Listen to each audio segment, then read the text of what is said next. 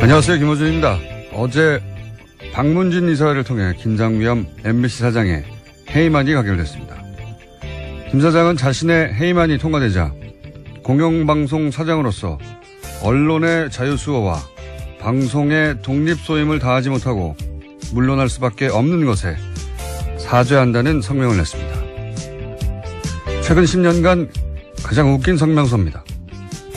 친박 핵심과 정기 모임을 가졌다는 김장겸 사장의 MBC는 탄핵 정국에서 태극기 집회 참석 인원이 촛불 집회보다 많다고 보도하며 태극기 집회의 영상에서 사람이 없는 빈 공간은 잘라내라고 보도 지침을 내리고 최근까지도 메인 뉴스에 박근혜 허리가 아프다고 걱정하는 보도를 내보내는 방송이었습니다. 그렇게 박근혜 정권에 사람이 할 수 있는 최대치로 부역했던 회사 구성원 90% 그러니까 2,000명이 넘는 동료들로부터 MBC를 망친 주역으로 지목당한 당사자가 공영방송 독립을 지키지 못했다고 한탄하는 정신세계는 시사가 아니라 의학의 영역에서 다뤄야 하는 거 아니겠는가.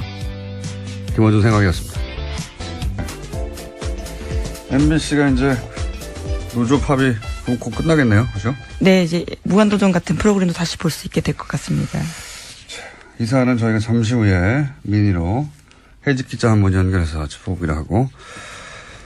자, 첫 번째 뉴스는 뭡니까? 예, 다시 또 다스입니다. 이명박 전 대통령의 아들인 이시영 씨가 다스의 핵심 납품업체를 단돈 100여만 원에 샀다라는 JTBC 보도가 있었는데요. 이시영 씨가 2015년에 만든 회사가 있습니다. 규모 11억 원의 SM이라는 회사인데요. 이 회사의 지분을 75% 이시영 씨가 가지고 있습니다. 그런데 이 회사가 지난해 다스의 핵심 납품업체인 다온을 인수했는데요. 이 회사 같은 경우에는 연매출 규모가 600억 원인데 덩치가 훨씬 큰 회사를 이시영 씨 회사가 일종의 인수한 겁니다. 이건 이제 일요신문이 처음 파기 시작했던 사안이죠, 이게. 당시 일요신문의 특종이었고, 이제 JTBC가 이제 JTBC 표현대로면 한 발 더 들어가던가요? 예. 한 발 더 들어가가지고 또 다른 후속 특종을 낸 거네요. 이게 간단하게 요약하면은, MB, 예, 이명박 전 대통령 아들 이시영 씨가 유일하게 등기회사로 있는 회사입니다. 그러니까 유일하게 직접 소유한 회사라는 뜻이죠. 근데 이 회사가, 자신의 회사 규모의 40배 가까운 다스 납품 업체 다원을 인수했다. 그걸 정당한 가격을 주고 인수했으면, 네, 이상하지 않은데, 여기까지는 일요신문이 보도를 했어요. 근데 여기서 이제 한 발 더 들어가가지고, 얼마 인수했냐? 이게 특종인 거죠. 예. 100만 원에 인수했다. 공짜죠, 공짜. 연 매출액이, 600억이고, 그 다음에 현대자동차의 벤더란 말이죠. 이러면 뭐 대단한 자산 가치입니다. 싸게 해도 몇백억에 사야 되는데 100만 원에 샀다. 네, 굉장히 비정상적인 거래로 보일 수밖에 없습니다. 이거는 뭐 불가능한 거래죠. 제가 아는 상식에서는 이게 가능하려면 몇 가지밖에 없습니다. 하나는 그 다스 실소유주하고 이 인수된 다온 실소유주가 같거나 그럼 가능하죠. 예. 아니면은 다스 실소유주가 예를 들어서 납품업체잖아요. 그러니까 무슨 원자재를 잔뜩 샀을 수 있지 않습니까? 예를 들어서. 그런데 갑자기 거래를 끊어요. 그러면 대금 지급을 못 하잖아요. 그럼 부도 직전에 갈 수도 있지 않습니까? 그렇게 일부러 몰고 와서 먹는다든가. 아니면 뭐 장부상 안 나오는 뒷거래를 했다거나. 그 외의 경우로 생각하시는 분들은 문자 주시고 어떤 경우에든지 간에 이렇게 하는 이유는 뭐냐면 다스 실소유주가 다스가 아니라 이 SM이라는 회사를 통해서 그러니까 인수합병 또는 일감 몰아주기 그걸 통해서 재산을 승계하려는 거다. 이 방식이 이제 최근 진화된 재벌들의 우회 승계 방식이에요. 똑같아요. 예. 일감 몰아주기 계열사 인수합병 통해서 회사를 승계하는 거죠. 예. 이런 우회 승계. 다스가 그런 방식의 승계를 하고 있다. 그 중에 딱 걸린 거다.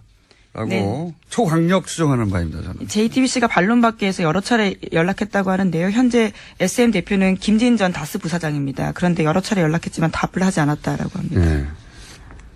만약에 다스가 그런 방식의 우회 승계를 하는 거라면 저는 그렇게 강력히 추정하고 있는데, 누가 하는 거냐? 다스 실소유주가 하는 거죠. 당연히. 누구에게? 이명박 전 대통령 아들에게. 예, 여기서 다시 한번 묻지 않을 수가 없는 겁니다. 다스는 누구 겁니까? 누구 거길래 이렇게 우회 승계를 하고 있는 거냐? 예. 그 와중에 딱 걸린 거다. 예. 저는 그렇게 강력히 추정합니다. 네. 그러면서 이제 이 회사에 다스가 돈도 빌려줬다는 거 아닙니까? 네, 예. 이런 다스의 알짜 납품업체를 인수한 다음에 다스가 SM에다가 수십억 원 자금을 저리로 빌려준 사실도 확인됐다라고 합니다. 뭐 배임이라고 봐야죠. 손해. 왜냐하면 다스가 빌려온 돈보다 더 싸게 빌려줬으니까 다스 입장에서는 손해를 입었잖아요. 예. 다스의 주식이 하나도 없는 이시영 씨에게 그렇게. 이것도 배임이죠. 이런 일을 왜 하느냐. 예. 재벌들이 이 방식을 개발해 놨거든요. 최근에.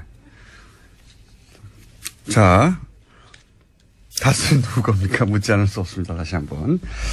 네, 그런 지금 뉴스가 나왔고요. 바레인에 계십니다. 바레인에 계십니다. 자, 다음 뉴스는요. 네, 5.18 관련된 소식도 계속 전해드리고 있는데요. 이번에도 눈에 띄는 보도가 오늘 아침 한겨레신문에 나왔습니다. 5.18 민주화운동 당시 공수특전여단 소속 지휘관의 고백인데요. 옛 광주교도소 앞에서 시민군 3명을 사살해서 자신이 안매장했다라는 걸 고백한 겁니다. 이 지휘관 같은 경우에는 5.18 안매장과 관련해서는 당시 작전에 참가했던 공수부대 지휘관은 공개적으로 한 이야기가 처음인데요. 또 뿐만 아니라 광주교도소 안에서 22구에서 25구 정도의 주검을 매장하는 것도 자신이 봤다라는 이야기도 했습니다. 이 의미가 아주 크네요. 예, 당시 현장 지휘관이 처음으로 직접 사살했고 직접 안매장했다 이런 얘기를 하는 거잖아요. 그리고 사살당한 사람들이 17살도 있고 무슨 죄가 있다고 참. 나치에 부역했다는 이유로 90대 노인네를 여전히 찾아서 감옥에 보내는 게 독일이에요. 예. 저는 30년 지난 사건인데 30년이 아니라 앞으로 50년이 더 지나도 계속해서 찾아내고 다 처벌해야 된다고 봅니다. 처음으로 직접 고백이 나왔다. 굉장히 의미 있는 지지라고 봅니다. 자, 다음은요. 네, 또 관련된 내용이 하나 더 있습니다. 어제 SBS도 관련된 내용을 보도했는데요. 국방부가 5.18 특조위가 37년간 공개되지 않은 8천여 쪽의 기무사 자료를 확보해서 관련된 내용을 분석했다라는 겁니다. 이번에는 당시 안기부가 5.18에 대한 관심을 돌리기 위해서 프로야구 선동열 선수의 출전까지 억지로 추진했다라는 사실을 밝혔습니다. 물론 광주 시민의 반발에 부딪혀서 계획은 실행되지는 못했습니다. 이게 이제 5.18 때 그런 행사를 할까봐, 5주년에. 그때 그 경기에 당시 가장 인기가 높았던 선동열 선수를 출전하게 하려고 안기부가 추진했다 이런 거 아닙니까? 예. 이 안기부, 국정원, 이미 오래전부터 이런 방식으로 정치에 개입을 해왔어요. 우리가 상상하지 못하는 방식으로, 정치를 결합하고, 여론을 조작하고, 전 이번에 이걸 끊지 않으면 앞으로도 계속 국민들이 고통받는다. 속고, 이런 방식으로 정보기관이 운영됐기 때문에 저는 국정원 내에 이런 기술자들, 그리고 이제 퇴직한 오비들, 이렇게 하는 것이, 나라를 운영하는 방식이다라고 믿고 있고 알고 있는 그런 기술자들이 있을 거거든요. 저는 이들이 금단전 증상을 느낄 거라고 봅니다. 왜냐하면 뒤에서 자기들이 국가를 운영했다고 생각할 거거든요. 네. 그래서 여전히 이런 방식으로 국가를 운영할 수 있다고 뒤에서 몰래 생각하는 사람들이 있을 것이다. 기술자들이. 그들이 완전히 여기서 손떼게 만들지 못하면 저는 계속될 거라고 봅니다. 이런 식으로. 상상이나 했겠어요? 5월 18일에 선동열 선수가 만약에 출전했다면 자연스럽게 받아들였겠죠. 그리고 관심이 글로 옮겨갔겠죠. 아무래도. 그런 거를 기획하고 실제 실행에 옮기려고 했고. 네, 체육부의 협조를 받아서 지역에서 영웅시대는 선동열 선수의 출전을 가능하도록 지원하겠다. 이런 내용들이 문건에 있습니다. 이걸 누가 상상이나 했겠습니까? 근데 그런 식으로 해왔다는 거죠. 이것뿐이겠습니까? 저는 그런 기술자들을 반드시 하나에서 손을 완전히 떼게 만들어야 됩니다. 그걸 평생 경험하다가 은퇴한 오비 얘기들 많이 나오잖아요. 댓글 공작에도 동원됐던. 네, 양지혜라고요. 여러 차례 말씀드렸습니다. 현직과 오비들 다 완전히 손떼게 만들지 못하면 또 나온다고 봅니다. 앞으로. 그리고 그렇게 당해가겠죠. 당하는지도 모른 채. 예. 꼭 이번에 해결해야 된다, 이 문제는. 자, 다음은요? 네, 어제 홍종학 중소벤처기업부 장관 후보자의 인사청문 경과 보고서가 채택되지 못했습니다. 애초에는 어제 오전 10시에 전체회의 열고요. 홍 후보자 보고서 채택할 예정이었는데 여당과 자유한국당, 국민의당 등 야당의 입장이 엇갈리면서 회의가 한 차례 정도 연기가 됐고요. 그 이후에도 계속 열리지 않다가 여당 의원들만 참석한 가운데 회의가 열렸습니다. 결국은 의결은 이루어지지 않았습니다. 이게 이제 정적수가 부족해서 안 된 거거든요. 참석을 안 하니까 정적수가 부족해가지고. 그러니까 홍종학 후보 문제는 이제 이렇게 보고서 채택을 못하게 만든 다음에 예산심의가 곧 있으니까요. 예, 그때 대통령이 임명을 할 거거든요. 그러면 이제 대통령이 임명을 야당에 동의 없이 했다고 하면서 예산심의 때 힘겨루기의 소재로 쓰려고 하는 거죠. 예, 그런 건데. 요 사안은 제가 좀 자세히 청문회도 보고 세무사에도 문의했더니 확실한 결론은 이거 가지고 이제 언론들은 자꾸 양쪽 여야의 주장만 전달하는데 제가 확실하게 문의하고 확실하게 청문회를 본 결론은 일단은 불법이나 탈법은 편법은 없는 거예요. 예. 실정법 위반은. 그동안 뭔가 큰 법적 하자가 있는 걸로 보이게 만들고 싶었었는데, 일단 이제 보고서 채택 단계까지 갔기 때문에, 예. 이 얘기를 좀 해보자면, 한 번만 하고 끝내야 되겠습니다, 이 얘기는.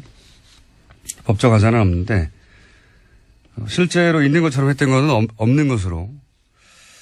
두 번째, 요게 이제 쟁점이었는데, 이 사안이 어떤 사안이 이 세법이 복잡해가지고, 모르시는 분들에서 정리를 하자면, 홍 후보 장모가 재산을 증여하는데 딸과 외손녀에게 각각 25%씩 준 거예요. 50%는 다른 자녀에게 주고. 그러니까 외손녀에게 홍 후보 딸이죠. 예. 홍 후보 딸에게 25%를 증여한 부분. 이 증여한 부분을 어떻게 처리했느냐 이게 쟁점이거든요. 결국은 최종적으로는.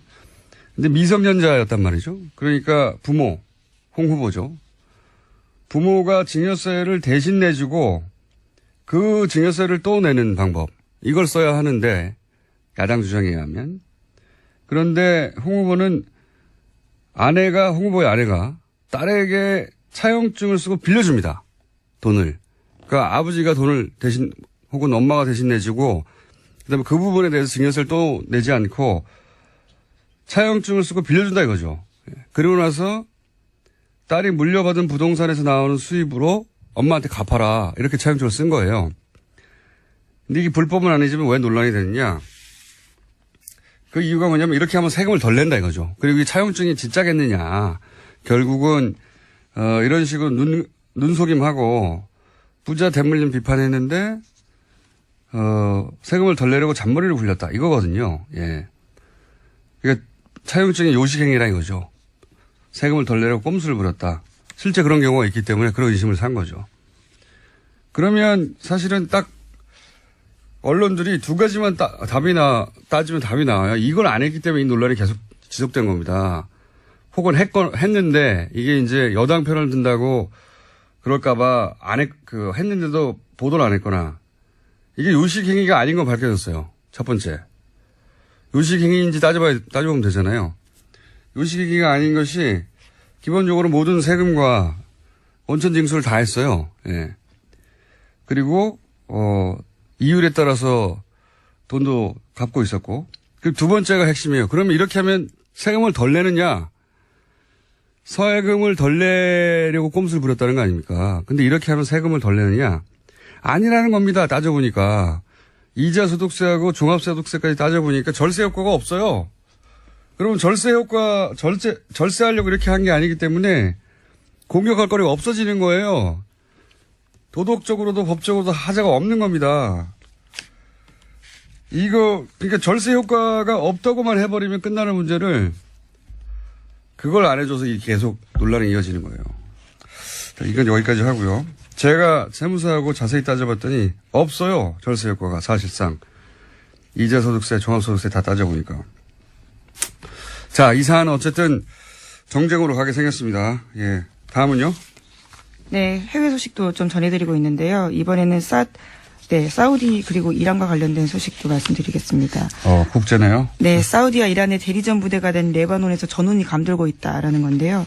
사우디도 지난 9일 레바논에 체류 중인 자국민들한테 헤즈볼라의 공격 표적이 될 수 있다면서 긴급 출국 명령을 내렸다라고 합니다. 이 요새 중동 관련 뉴스가 많이 나오는데 이게 도대체 무슨 일이 벌어지는지 어려워요.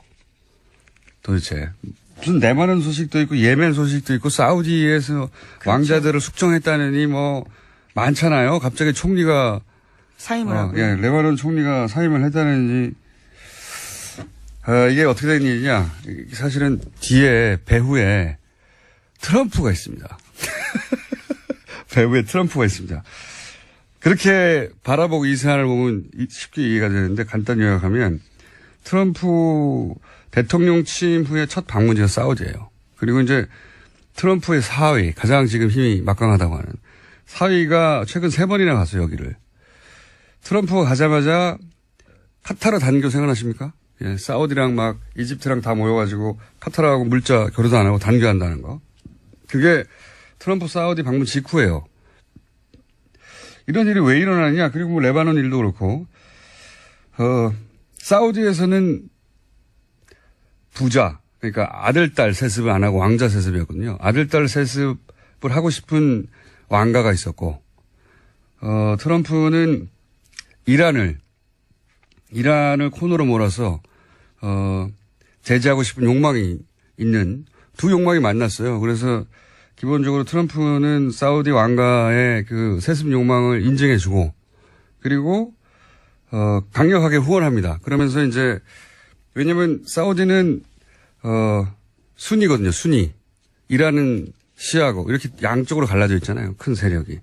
갈라져 있는데, 사우디를 통해서 이란을 견제하려고 하는 거죠.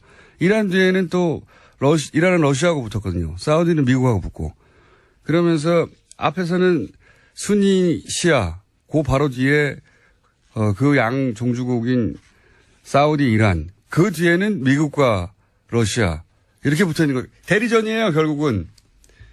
미국과 러시아의 대리로 사우디와 이란이, 그리고 순위와 그들이 또 순위와 시아를 대리하는 것이고, 예멘 같은 경우에 이 순위 시아가 붙어가지고 내전이 일어났죠. 예. 레바논도 마찬가지고요. 구도는 이렇습니다. 예. 이건 한번 따로 길게 다뤄야 하겠는데, 결국은 미국과 러시아가 IS 이후에 중동에서 힘의 공백이 생기는데, 누가 먹느냐? 길이 많잖아요, 여기서. 누가 먹느냐? 그 대리인으로 각각 이란과, 사우디, 그쪽의 관점에서 보자면, 사우디를 편먹고 나눠져 있다. 그래서 국가들 확 나눠져 있어요, 지금. 중동의 국가들이. 이란과 사우디는 각각 또 종파의 종주국으로서 이제 대결하는 것이고, 그 대리전들이 뭐 예멘이니, 레바논이니, 이런 데서 일어나는 거고요. 트럼프가 이란 핵 협정 파기한 것도 이런 배경이에요. 예. 이란은 사실 핵 협정을 다 지켰거든요. 네. 다 지켰는데도 이란을 나쁜 놈으로 만들어서 이제 경제 제재에서 중동에서 영향력을 약화시키려는 거죠. 예. 저는 최근에 그 미국 외교지의 소식들은 북핵이 아니라 이 뉴스로 도배됐어요, 다. 트럼프로 인해서 중동에서 다시 한번 큰 전쟁이 일어날 수 있다. 이런 뉴스로. 여기까지 하고요. 이거 웃기는 건 근데, 이란은 대통령 선거로 선출했습니다, 그나마. 사우디는 왕정국가예요, 완전히. 예. 빈라덴, 알케이다, IS 다 순위파입니다. 그러니까 미국 입장에서는 사실은 이란 편을 들어야 되는 게 맞는 것 같은데, 전혀 아니죠. 예. 여긴 여기까지 하고, 이건 저희가 국제뉴스에 따로 한번 다뤄보겠습니다. MBC. 네, MBC 관련해서요. 네. 예, MBC 관련해서 아까 시작할 때 공장장이 이야기를 좀 했었는데요. 어제 MBC 방문진 이사회 열렸습니다. 거기서 김장경 MBC 사장에 대한 해임안이 의결됐습니다. 자, 저희가 해직 기자 한번 연결할 텐데, MBC가 많이 망가졌죠. 제가 2007년에 SBS에서 2007년까지, 예, 몇 가지냐면 이명박 전 대통령 당선되자마자 그 다음 주에 제가 잘렸기 때문에 2007년까지 SBS에서 라디오를 몇 년간 했었는데 그때 SBS 라디오 PD들이 했던 얘기가 있습니다. MBC 라디오는 이길 수가 없다고. 당시까지만 하더라도 전체 라디오 시장 절반 정도를 MBC가 점유하고 있었어요. 절대 이길 수 없다고 그랬거든요. 나머지 50%를 나머지 방송국들이 나눠 가지고 있었는데 지금 MBC가 얼마나 망가졌냐면 TBS에도 안 됩니다. 물론 TBS는 누구시게 성장했죠. 그 사이에. 하지만 MBC가 보이지 않는다 이제. 그렇게 철저히 망가졌어요. 예. 자, 박성재 MBC 해직 기자 연결해 보겠습니다. 안녕하세요. 네, 안녕하십니까. 네.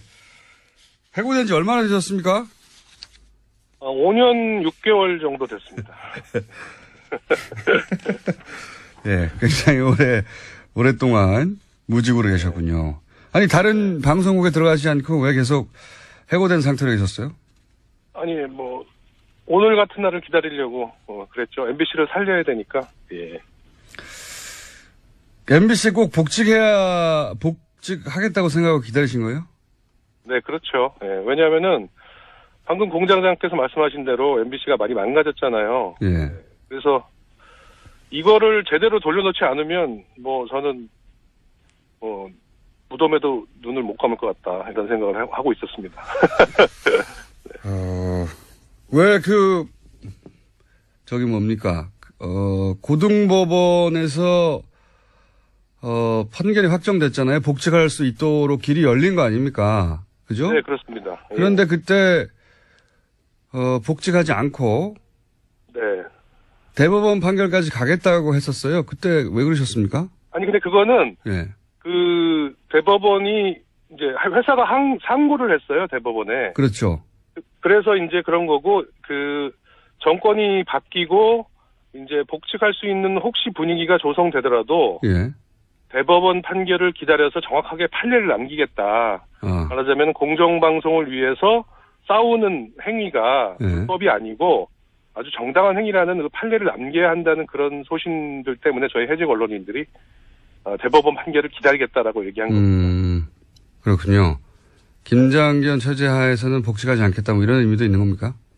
그렇죠. 예. 왜냐하면 또 복직해봤자 김장겸 체제 밑에서는 저희가 인사권이 없기 때문에 아무것도 할 수 없지 않습니까? 예. 또 물론 밖에서 싸우고 있지만 들어가서도 싸워야 되는 상황이기 때문에 오히려 밖에서 싸우는 게 더 유리하지 않을까 저는 그렇게 봤습니다.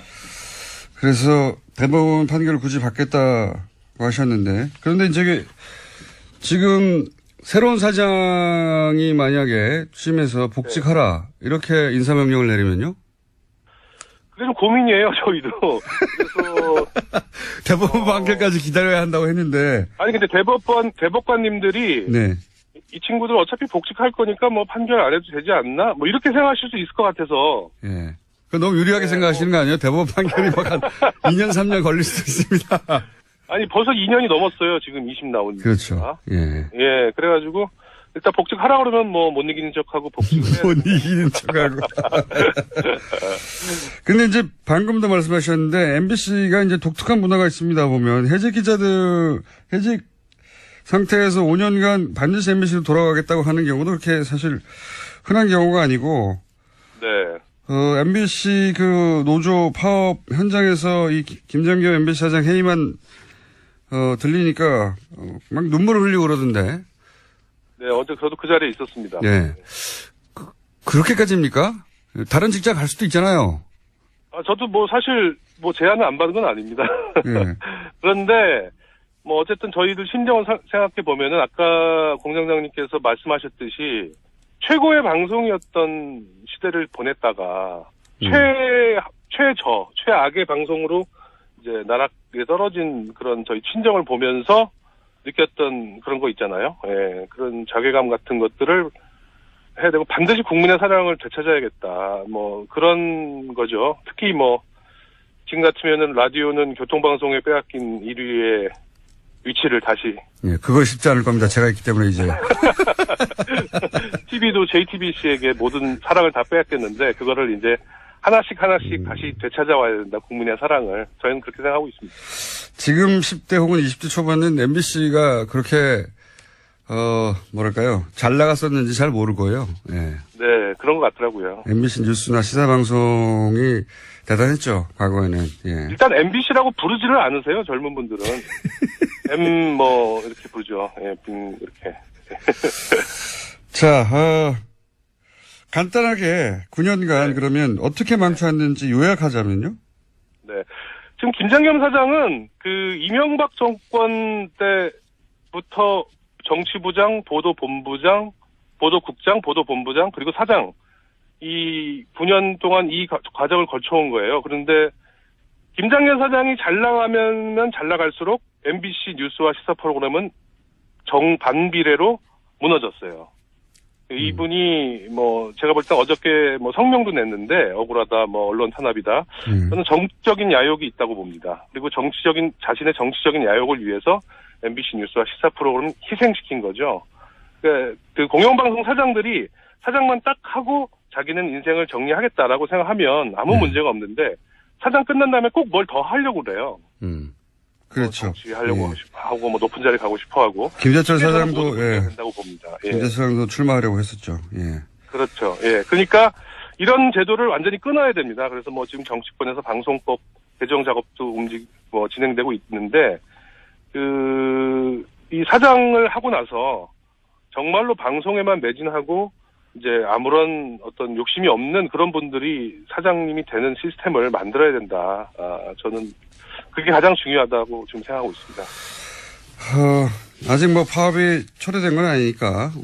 네. 파업이 공식적으로 초래되고 나면 저희가 MBC 노조에서도 사람을 모시고 또 기자님도 직접 스튜디오 모시고 얘기를 좀 자세히 하고 싶은데 오늘은 미니니까 한 가지만 더 여쭤볼게요. 네. 그 5년 넘게 6년 가까이 복직을 기다렸는데, 예. 네. 복직을 하게 되면 뭘 제일 먼저 하고 싶으세요? 사장? 아니, 제가 아까 말씀드렸듯이 예. 국민들의 사랑을 되찾아오고 JTBC하고 교통방송하고 경쟁할 수 있는, 선의의 경쟁을 할 수 있는 빨리 그런 뉴스와 시사 프로그램을 만들기 위해서 제가 밑바닥부터 다시 일을 하고 싶습니다. 네. 더 이상은 욕심이 없습니다, 저도. 그걸 정말 하고 싶으셨나 봐요. 그러니까 6년간이나 기다렸죠. 그럼요. 모든 우리 MBC 언론인들은 똑같아요. 네. 국민들의 품으로 다시 이게 자꾸 이런 말을 하면은, 저 양반들 이렇게 맨날 그렇게 얘기를 하는데, 정말로 마음이 그렇게 생각하고 있다고 저는 강조하고 싶습니다. 그렇게 간절합니까? 네. 왜냐면은 뺏겼기 때문에요. 저희가 뺏겼기 때문에 되찾으려고 하는 거죠, 사랑을. 네. 본인들이 하다가 망가졌으면 우리 실력이 다 하겠는데, 그게 아니라 강제로 쫓겨나고 그 사이에 본인들이 만들었던 어떤 성과가 다 무너진 거를 보고 나서 다시 되돌리고 싶다는. 그렇죠. 사실 저희 책임도 있죠. 저희가 제대로 싸우지 못하고 제대로 저항하지 못한 책임도 있는데 또 너무나 저희가 나름대로 잘했던 방송이었기 때문에 저 양반들 저희를 이렇게 죽이려고 장악하려고 했던 거 아니겠습니까? 그렇죠. 국정원 문건 같은 데서 다 드러났기 때문에 국민들이 많이 이해를 해주시고 계시다고 저는 생각하고요. 이제는 정말로 다시 돌아가는 그런 방송이 돼야 된다. 옛날로. 그래서 그런 고민들이 이제 지금부터 시작될 것 같아요. 저희 언론인들은, MBC 언론인들은. 예. 알겠습니다. 다음에 다 스튜디오 직접 모시고요. 예. 한 가지만 말씀드리면 아침 시사는 안 된다는 거 MBC 돌아오셔도. 오늘 여기까지 듣겠습니다. 감사합니다. 감사합니다. 예. 박성재 MBC 해직 기자였고요. 예. 어제 박문진 이사회에서 어떤 일이 있었는지 제가 짧게 클립 들려드리고 그 사이에 김은지 기자는 인사하겠습니다. 예. 수고하셨습니다. 네, 감사합니다. 권력에 의해서 경영진이 바뀐다면 권력에 대한 견제라고 하는 것은 심각하게 유린될 수밖에 없고 또 붕괴되는 것입니다. 정권 비판을 어떻게 하느냐? 정권 비판을 그래서 잘했습니까, MBC가 그동안에? 그 전에 그 편파적인 보도에 대해서는 일체 얘기하지 않고 과거 여러분이 다녀간 보도본부장 중에 심지어 여기 와가지고 정권을 비판하는 것이 언론의 사명이 아니다! 라고 생각하는 보도본부장도 있었습니다. 그런 상황도 그냥 방치한 사람이 지금 와가지고 정권이 바뀌니까 사장을 바뀌는 게 말이 안 된다? 바른정당 하태경 최고위원, 예. 여전히 최고위원입니다. 오늘은 새로운 지도부가 선출돼서 현충원 1100원개로 전화 인터뷰 진행하겠습니다. 안녕하세요, 의원님. 예, 하태경 나왔습니다. 반갑습니다. 예. 이번에도 2위 했습니다. 만년 2위. 예. 예. 전당대회에서. 근데 생각보다 많이 나왔어요. 근데 이제 그 전에 좀 드리고 싶은 말씀은, 네. 제가 지난주에 이제, 탈당 사태를 계기로 그만두겠다, 뉴스 공장. 그거 아무도 안 믿었어요, 어차피. 근데 그러고 나서 당 안팎에서, 예. 욕 많이 들었으면 너 돌았냐? 제정신이냐? 지금, 안 그래도 쪼그라진 정당에, 대국민 소통에 정말 중요한 창구를 네 스스로 봉쇄하는 예. 그런 어리석은 짓을 하지 마라. 글쎄 그 당내에서 그런 얘기 나오기 전부터 예, 방송 진행하는 과정 중에도 아무도 믿지 않았고요. 저도 믿지 않았고 의원님도 방송하다가 중간에 살짝 바꾸셨잖아요. 기억은 잘 안 납니다만 아무튼 무리를 네. 일으켜서 대단히 죄송하다는 말씀. 무리를 일으켰어. 어쨌든 또 이번에도 2위를 하셨어요. 근데 저는 표가 이렇게나 많이 나올 줄 몰랐습니다. 그건 좀 높이 띄워주시는 것 같고요. 반어법인 것 같고요. 아니 유승민 대표가 대표로 선출될 거야. 정치권에서 100% 예상한 바지만 그래서 압도적인 표차일 줄 알았더니 그래도 한 절반 정도는 절반. 대선 후보의 절반이면 많이 나온 거죠. 예. 근데 이제 더 중요한 의미가 있는데요. 이제 과거 바른정당은 김무성, 유승민 투탑 이렇게 국민들이 기억을 할 텐데 어쨌든 지금은 유승민, 하태경 투탑이다. 이건 이제 근본적인 색깔의 변화다. 본인이 이제 김무성급이다 이런 말씀이십니까? 거기까지는 아직 안 간 것 같고요. 이제 그까지는 아니더라도 어차피 김무성 대표야 지는 해고. 분위기는 어떻습니까? 당내 분위기는 사실 9명 나가고 난 다음에 11명인데 이제 내부에 11명 남았잖아요. 하지만 여진이 좀 있었지 않습니까? 네. 그래서 언론의 2차 탈당 문제 이런 가능성까지 보도됐고. 근데 이제 그 과정 속에서 저희들이 매일매일 정말 고해성사하듯이 서로에 대해서 진솔하게 이야기들을 많이 나눴습니다. 매일매일 어떤 5일 얘기요? 동안. 갈 거야 안 갈 거야 이거요? 우리 당에 대해서 어떻게 생각하고 나 개인의 사정, 내 개인의 지역구 사정, 또 앞으로 개인의 정치적 진로 솔직하게 얘기해보자. 다 솔직하게 솔직하게 이야기를 하고 그 속에서 뭐라 그럴까요? 좀 서로에 대한 허물이 좀 없어지고 좀 더 가까워지고 하면서 어쨌든 단결의 기운이 상당히 좀 높아졌습니다. 그렇습니까? 자유한국당이 문 닫았다고 해서 그런 건 아니고요? 그것도 사실 이제 두 세력한테 희소식인데 이제 우리 당 내에 강경한 자강파 저 같은 사람한테는 사실 고마운 이야기죠. 이제 한국당 놓고 그만두리라 우리 당 내에 원내든 이런 의미가 있고 또 하나의 의미는 서청원, 최경환 친박 쪽에서는 또 사실 자유한국당은 120석 넘기는 게 중요하잖아요. 그렇죠. 120석. 120석 넘기는 걸 포기하겠다는 거거든요. 3분의 1. 그렇죠. 그 선언이에요. 굉장히 황당한 선언입니다. 자유한국당 입장에서는. 그렇죠. 이때까지 이게 120석 넘겨서 국회 선진화법에 의해서 모든 법안에 태클을 걸 수 있도록 하는 의석수를 위해서 달려가는 것으로 보였는데 바로 직전에 멈췄습니다. 그러니까 그 이야기가 바른정당에 주는 메시지가 아니라 정부 여당에는 대정부 견제 포기 선언이고요. 3분의 1까지 목표를 하겠다는 걸 포기하겠다는 것이고 왜 이런 대정부 야당 역할을 정말 강한 야당 역할을 왜 포기하는 거냐? 포기했다기보다는 멈췄습니다 아직 당. 그렇죠. 이제 이거는 이제 서청원 녹취록의 파워라고 봐야 되죠. 더 몰아붙일 수는 없다. 그렇죠. 우리가 들어가는 것이 비박이 들어가는 것이 의원총회에서 점점 더 서청원, 최경환 제명 숫자를 늘리는 것으로 해석할 수 있잖아요. 그래서 그런 의미가 있는 것 같아요. 그럴 경우에 서청원 의원 쪽 친박 쪽에서 강하게 반발할 것이기 때문에 그 직전에 멈춰서 균형을 맞췄다 이런 의미인가요? 힘의 균형을? 그렇죠. 그래서 어쨌든 뭐 강한 야당의 역할은 포기하는 뭐 그런 좀 이상한 야당의 모습 아울러 보여주는 거죠. 예, 그건 이제 친박 비박 사이의 힘의 균형 관점에서 말씀하신 건데 이런 점도 있지 않습니까? 이제 홍준표 대표 입장에서 김무성 의원과 가까운 의원들이 더 많이 들어오게 되면 본인이 가지고 있는 또 당 장악력 혹은 뭐 김무성 의원에게 뭐랄까요, 당의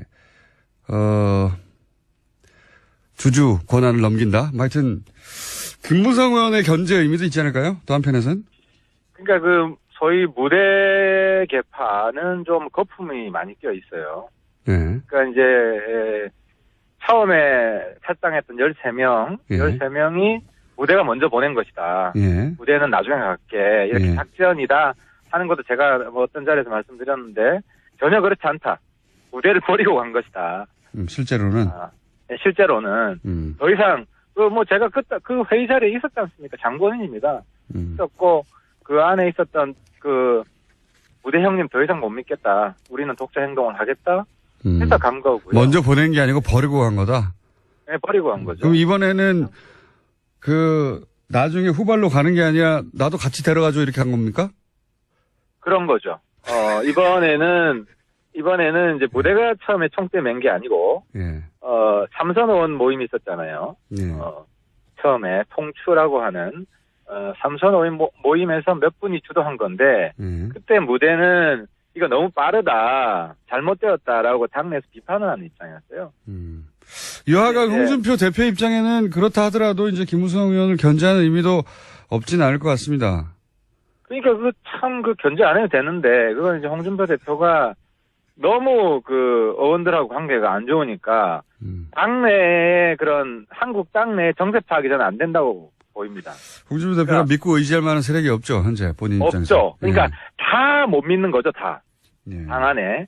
모든 사람을 못 믿게 되니까, 이제 별로 제가 볼 때는 이제 종이 호랑이가 들어갔는데도 굉장히 실제로 홍준표 대표가 무대도 거의 개파도 아니고 이익 집단이다 하면서 엄청 견제구를 날렸잖아요. 예. 그게 오히려 무대를 키워주는 거다. 상대적으로. 그러니까 친박근혜 혹은 김무성 계보 이런 세력과 혼자 홍준표 대표가 이제 견제와 균형을 찾다 보니 이렇게 문을 닫아버린 것이다. 종합적으로 그렇죠. 보자면. 친박도 그게 강한 개파가 아니거든요. 다 그냥 허물어진 궁궐인데 거기서도 자기가 소위 말해 포섭을 해가지고 다 자기 사람 만들 수 있는데 그런 걸 전혀 안 하잖아요. 계속 욕만 날리고 막말만 하고 당내에서도. 그래서 홍준표 대표의 당내 정치는 예. 정말 안철수, 유승민 다 지금 성적이 별로 좋지 않지만 최악인 것 같습니다. 지금 다른 정당을 걱정할 처지가 아닙니다. 지금 바른정당이. 바른정당 얘기로 돌아와서 지금 현재 유승민 대표 첫 일성 중에 하나가 언론에 보도된 게 중도 보수 통합 안철수 만나겠다 이런 거거든요. 이게 무슨 의미입니까? 그러니까 국민의당 안철수 대표가 이야기를 꺼냈던 소위 이제 합당 이 길을 모색해 본다 이건가요? 중도 보수 통합의 가장 큰 의미는요. 예. 하태경이 똥꼬집을 꺾었다, 양보했다 이게 제일 큰 의미죠. 그러니까 그건 개인적인 거고요. 그러니까 예. 보수 통합이라는 말을 쓰지도 마라. 예. 기존에 이런 입장이었는데 이거 실제로 국민의당하고는 선거연대까지 열어놓고 경우에 따라서 통합도 볼 수 있다 이런 거였는데 유승민 대표는 일관되게 그런 얘기를 했어요. 개혁 세력이 주도해서 국민의당 한국당 괜찮은 사람들하고는 다 합치자 이런 이야기를 계속 해왔잖아요. 거기에다가 일부 이제 한국당하고도 가능성을 열어두자. 그리고 또 이제 한국당과만 가능성을 열어두자 하는 남지사나 이런 분들도 양보를 사실 한 거죠. 국민의당하고도 열어두자. 이런 이야기가 다 복합적으로 어우러져서 우리 내부의 어떤 단결을 재확인하는 수사 이 정도 의미가 있다고 보여집니다. 단결을 확인하는 수사지. 그러니까 모든 가능성이 열려 있다는 그렇죠. 그 가능성의 천명인지 실제 국민의당과 어떤 뭐 통합 수순으로 가기 위해서 지금 밑에서 움직이고 있다 이런 건 아닙니까?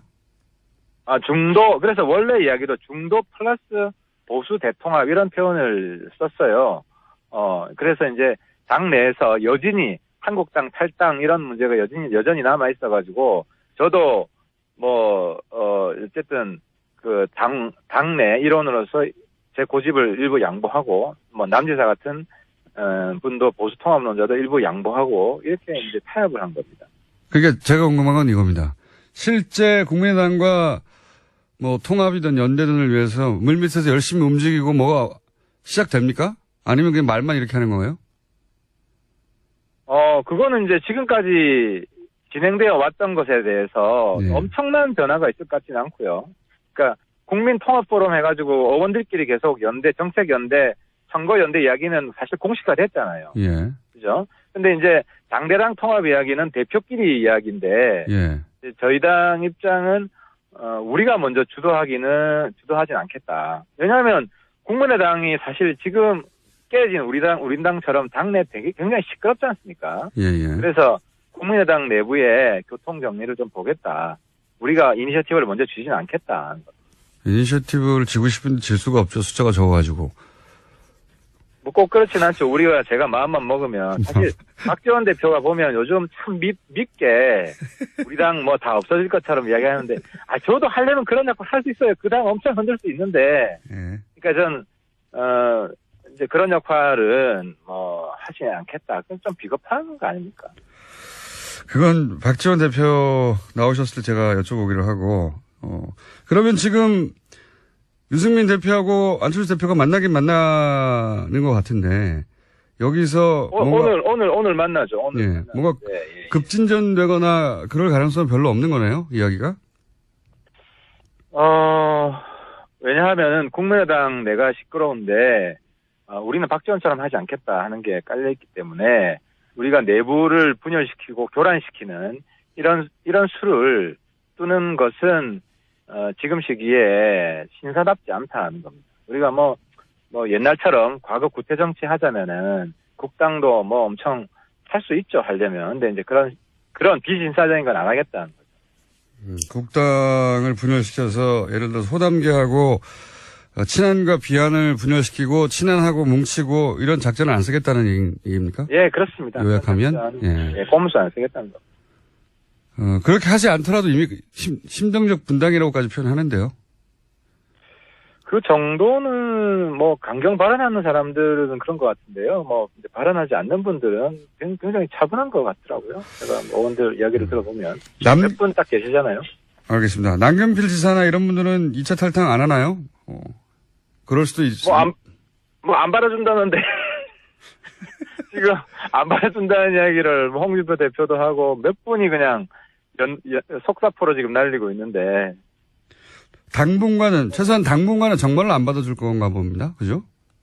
실현 가능성이 없는 것 같고, 왜냐면 남지사 같으면은 서청원 킬러예요. 그래서 남지사가 들어간다 그러면은 아마 서청원 대표가 전 녹취록을 깐다고 봅니다. 그럼 홍 대표가 죽기 때문에. 1분 남았는데요. 제가 한 가지만 더 여쭤볼게요. 예? 유승민 대표가 이런 과정을 거치면서 좀 변했습니까? 유승민 대표에 대한 비판도 당내에서 있었지 않습니까? 너무 유승민 대표가 예. 상당히 변하고 있죠. 예를 들어 큰 변화가 김호상 대표하고 뽀뽀할 때 저는 굉장히 충격이었는데 저 정도도 할 수 있는 사람이구나. 그건 뒤에서 강제로 밀어붙인 거 아닙니까? 강제로 밀어붙여도 그게 버틸 수는 있었는데 어쨌든 자발적인 게 있었고요. 그것만 가지고 변했다고 보기 힘든데요. 그리고 최근에도 우리가 이제 중도 플러스 보수 대통합을 유승민 대표가 수용을 했죠. 유승민 대표 인터뷰 좀 추진해 주세요. 옆에서. 제가 말씀드릴게요. 알겠습니다. 오늘은 여기까지 하겠습니다. 하태경 의원이었습니다. 감사합니다. 예, 감사합니다.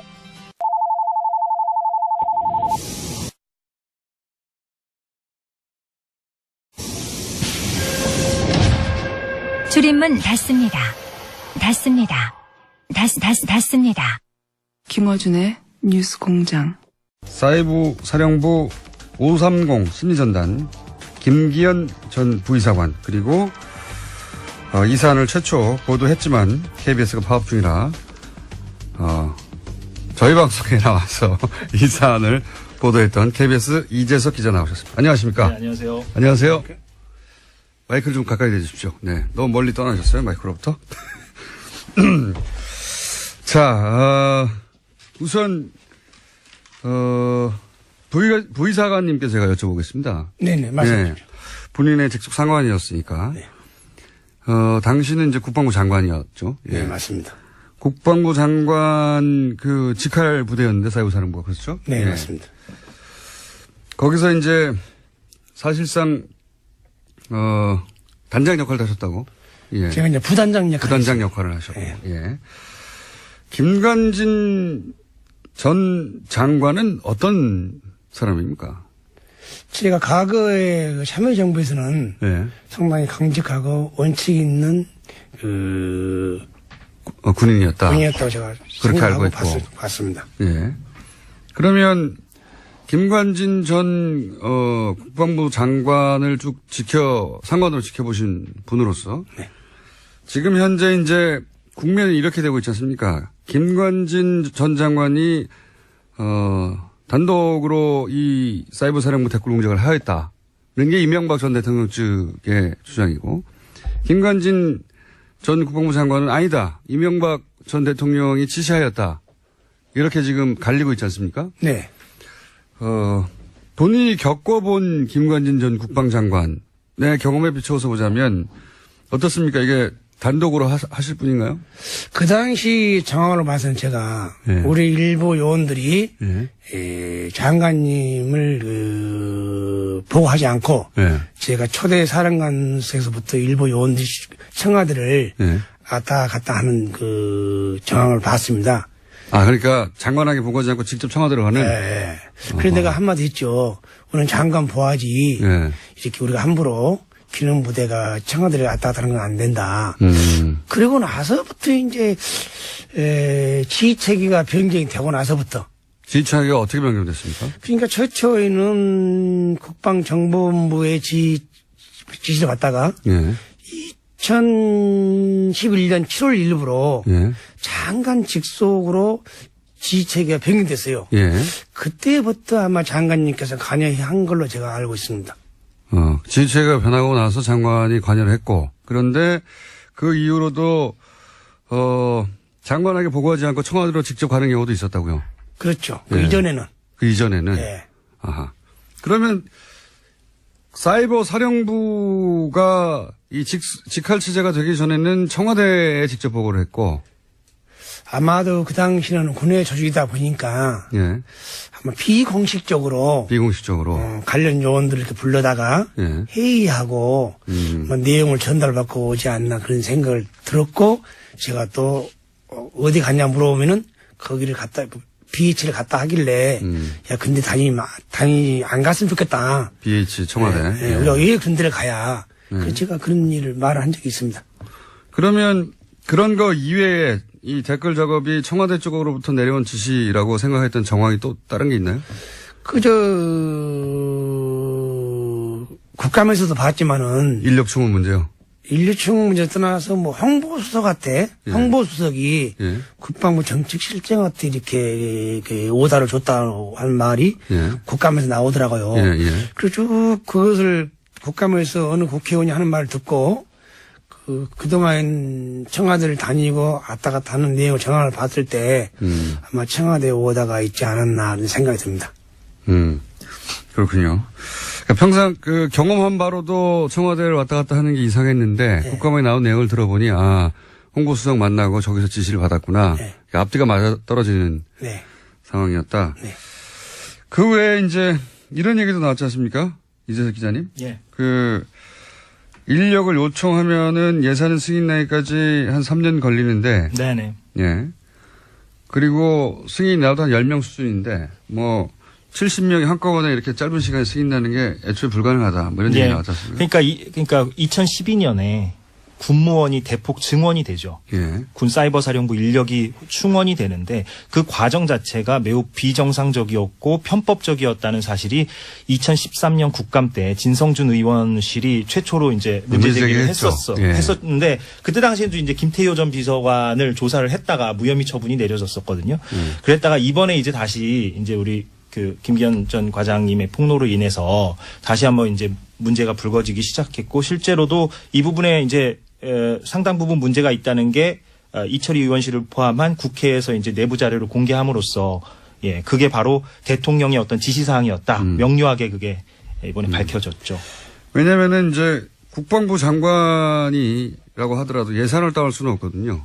네. 기본적으로 네. 예산을 따오려면 기재부에서 돈을 받아야 되는데 예 그랬던 얘기는 이제 그 윗선 뭐 청와대에서나 지시를 했기 때문에. 예. 3년이 걸리는 게 몇 개월도 안 걸리고, 그리고 뭐, 10명밖에 안 되는 걸 70명이 한꺼번에 이 사이버 사령부에 충원된 거 아니겠는가. 그것도 예. 선거 직전에. 문건에 대통령 지시사항이다. 이렇게 강조가 돼 있죠. 네, 그래서 이제 청와대 직접 지시라고, 생각해 오셨고, 부의사관님은. 그런데 이제 최근 나오는 정황들을 볼 때 앞뒤를 맞춰보니 분명히 청와대 지시인 것 같다, 이렇게 생각하시는 거예요. 네, 그 당시도 제가 이제 봤을 때, 예. 우리 요원들 사이에 청와대를 누구를 만나러 가느냐 하니까, 뭐, 김태호 전략비서관을 만나러 간다고 해요. 우리가 김태호하고 무슨 관계 되느냐. 몇 번 했죠. 뭐, 좀 부정적으로 그 말 하니까 사람들이, 예. 좀 저를 이제 뭐, 이렇게 뭐, 호남 사람들 뭐, 고깝게 생각하고, 좀 이제 그때부터 경계하기 시작하더라고요. 그때부터 김태호 전략비서관. 그리고 그냥 이거 인원을 뽑을 때 이제는 무슨 그 뽑는 것이 통치행위라고 하는데 예. 이 인원 대통령은 인원을 뽑으라고 지시는 할 수는 있습니다. 예. 언제든지 예. 지시를 하게 되면은 관련 부서에서 판단을 합니다. 예. 그럼 판단하는 국방부 조직과에서 판단하죠. 예. 판단을 해가지고 예산을 채워서 예. 인원을 점진적으로 뽑지 예. 이렇게 통치행위라고 해서 이렇게 막 50명을 뽑고 100명을 뽑는 것은 그건 불법적인 행위고 이전에는 없었던 행위라는 거죠. 예. 전대미문 사건이죠. 전대미문이다. 만약에 통치행위를 한다면은 준전 상태라든가 예. 전쟁이 발발하고 있다든가 그떤 여러 가지 과정을 거치면 인원 뽑는 소요가 되기 때문에 예. 즉시 투입해야겠다 전쟁에. 그렇죠. 그때는 통치행위가 발동할 수 있죠. 그런 이건 통치행위라고 볼 수 없죠. 그런 자기의 모든 사건을 미화하고 댓글 작업하기 합리화하기 위해서 그렇게 말하는 거랑 마찬가지죠. 자기들 세력을 당선시키는 게 이들에게는 전쟁이었으니까요. 예. 전시 상황이었던 거죠. 예, 그러니까 그 김관진 전 장관을 비롯한 그쪽의 주장은 이제 2012년이 워낙에 중요한 해였기 때문에 그렇게 했다라는 것인데, 예, 뭐 수사를 더 진행해 보면 어떤 목적이 안보가 무척 위태로운 상황이어서 그랬다고. 예, 그렇게 그런데 주장하죠. 그 안보지만은 일단 전투가 벌어져야 예. 심지어는 전투를 지원한 겁니다. 예. 전투도 안 벌어졌는데 그 뽑은다는 것은 전쟁이 아니죠. 그러니까 예. 필드에서 실제 전쟁이 벌어진 게 아니라 사이버상에서 자기들이 생각할 때 전쟁이 벌어진 거죠. 예.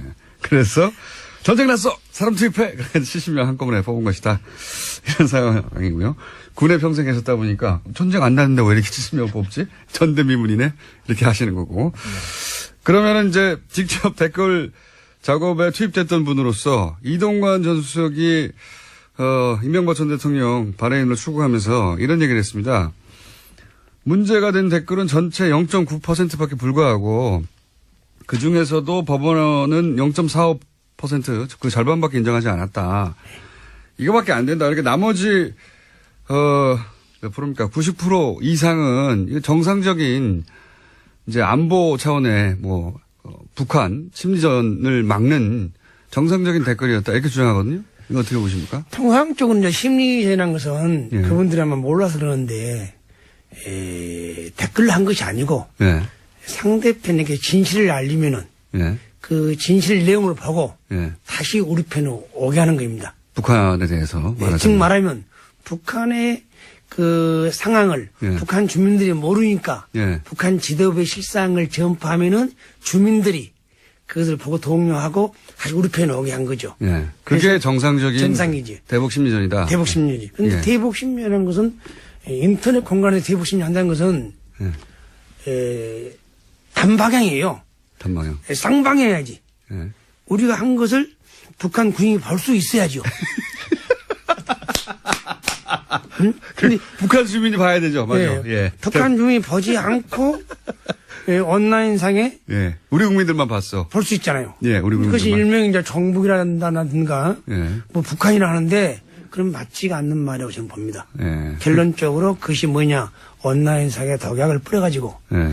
우리의 그 국민들의 기본권이 침해되고 알 권리를 판단을 흐리게 하고 하기 때문에 그런 통치 행위야 볼 수 없습니다. 그러니까 0.45%가 아니라 댓글 작업 전체가 사실은 정상적인 대북 심리전이라면 북한 주민들이 보도록 북한이 접속하는 인터넷 사이트나 가서 해야 되는데 우리는 다 그냥 인터넷 게시판에서 했기 때문에 자국민을 상대로 한 모든 댓글들이 정상적인 댓글이 아니다. 그러니까 그 홍보수석이 말한 것처럼 0.45%가 문제가 아니고 그 당시에 수사를 올바르게 했고 정상적으로 수사를 했더라면 0.4% 나오지 않습니다. 얼마나 나옵니까? 경험상?